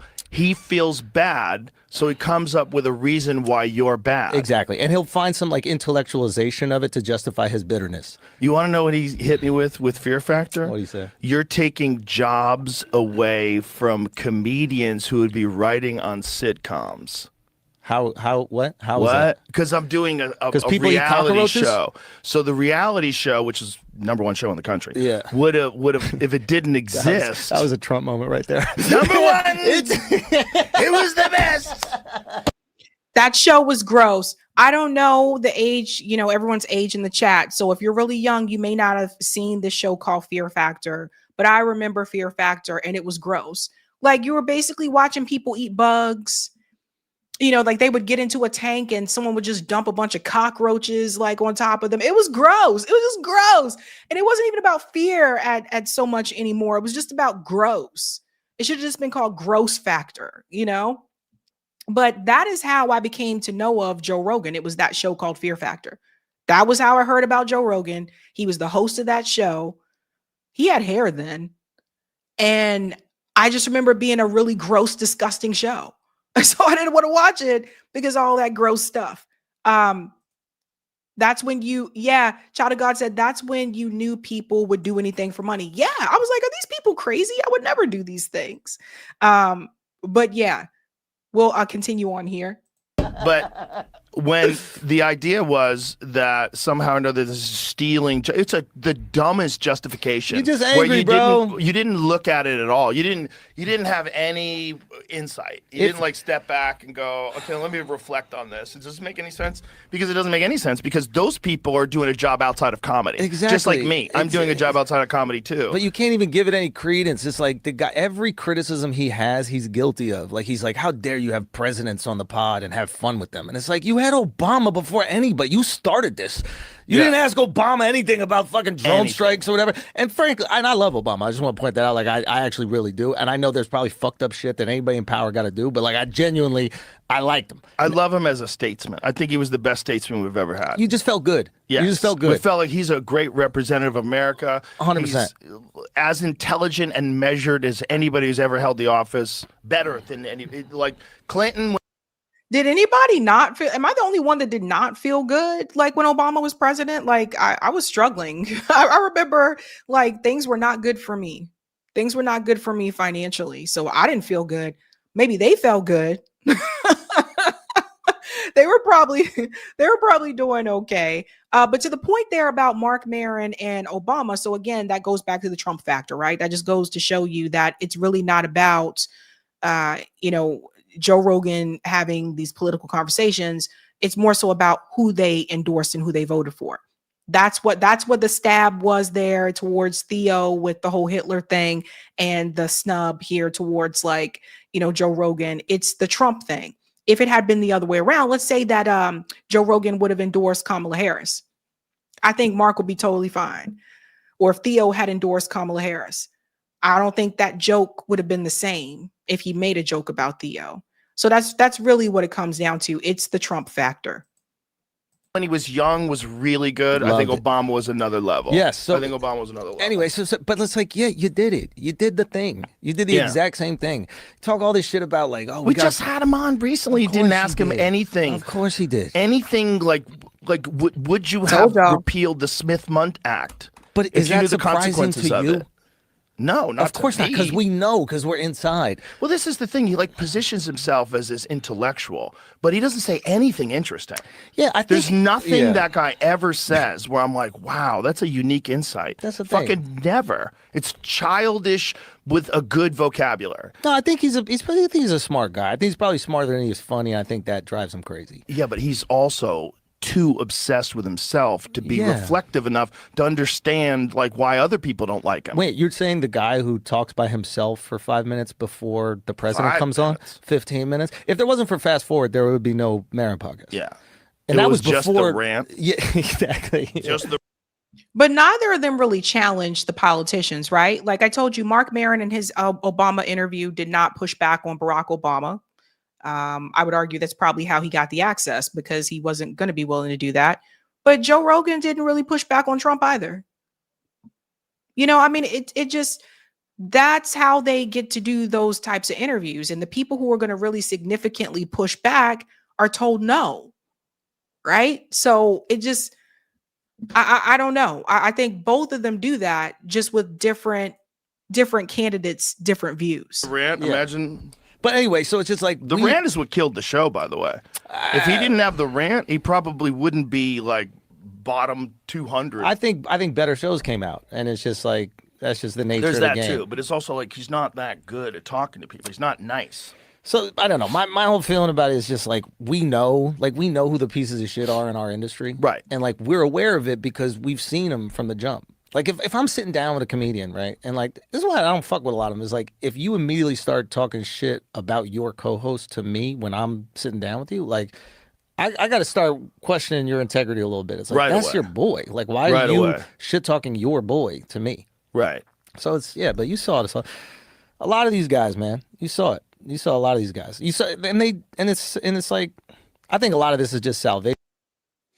Yeah. So it's like it's interesting how politics can disrupt relationships, even in the comedy space, right? These are people that apparently all at one point seem to be pretty cool with each other in some way, shape, or form. But I do think the era of Trump has disrupted some relationships.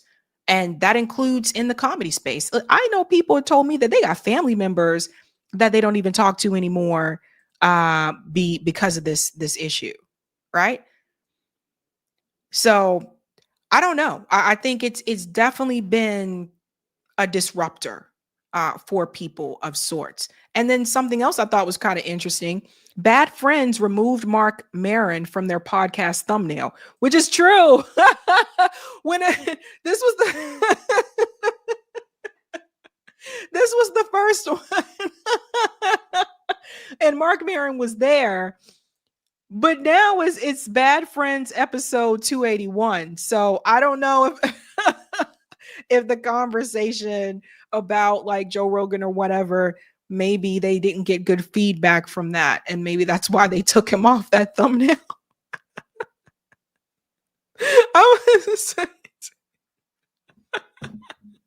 So maybe they kind of told on themselves here.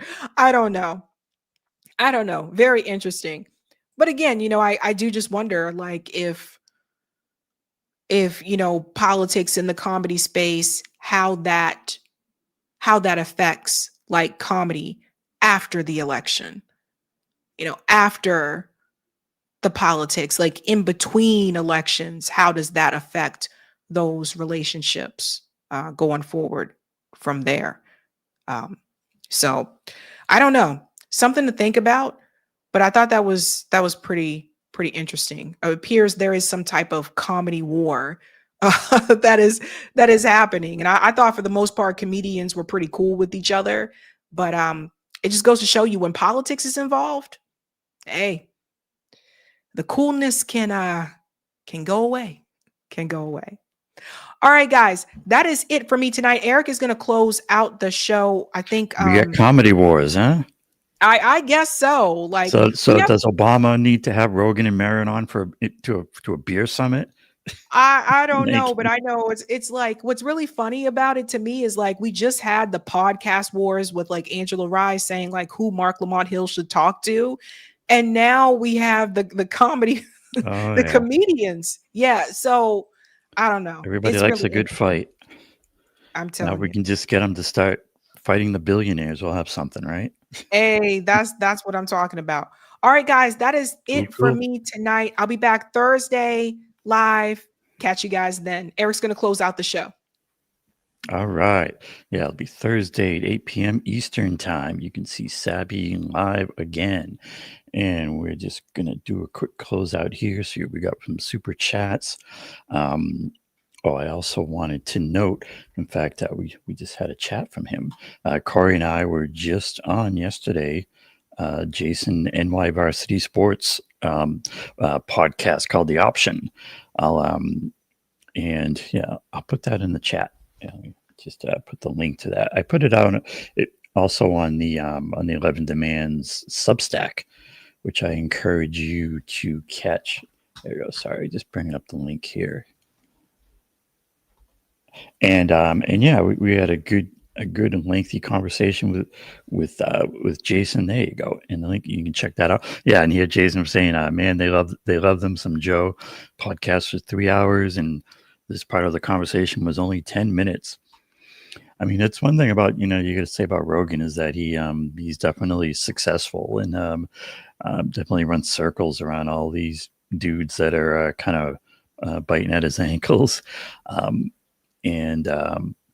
Yeah, I think it's just a lot of jealousy as much as anything. But what I wish they all would do would be, to really focus more on class, focus more on what the billionaires and the mega corporations are doing to us, and maybe, find some comedic ways to deal with that.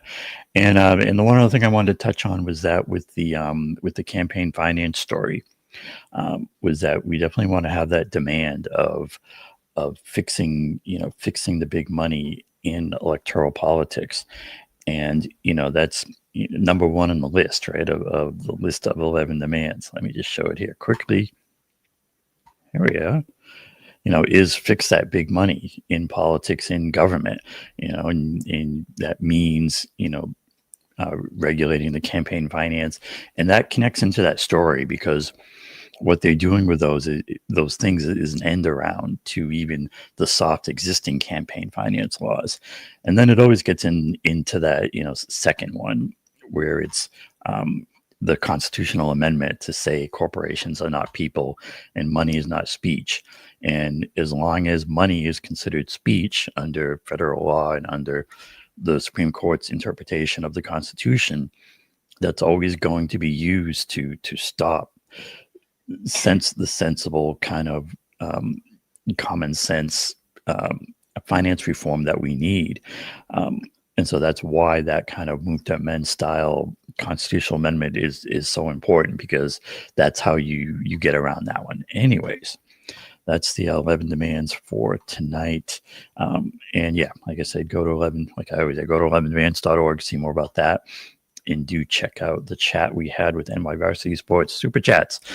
Thanks for this one, Andrea, who says, thank you for saying the damn thing and doing the damn thing so we can all know and do the damn thing. Thank you. Let's see what else we got here in the queue. Thanks for the super chat. Excuse me. Thanks for that super chat. This super chat, Felonious Punk. There are some people who do it well sometimes, like Jimmy Dore, Carlin, Chappelle. Maybe it's the difference between good comedians and not so good. And I mean, one of the big problems too also with comedy and politics is that, we're in an environment where any comedian getting on the air and getting on, corporate platforms is dependent on that they play ball with corporate bosses. And that's always going to stifle any kind of real comedy. And thanks for this one. Mountain Star Studios says, spelling issues, blame it on the spell check. All right. Thanks for that. And thanks for those. That's going to do it for us tonight. Like we said, catch us here live again. It's Tuesday today, so it'll be Thursday at 8 p.m. And we'll see what we got for you then. And until then, you should all keep up that fight and have a good night. I said it backwards, but it's close enough. See you then.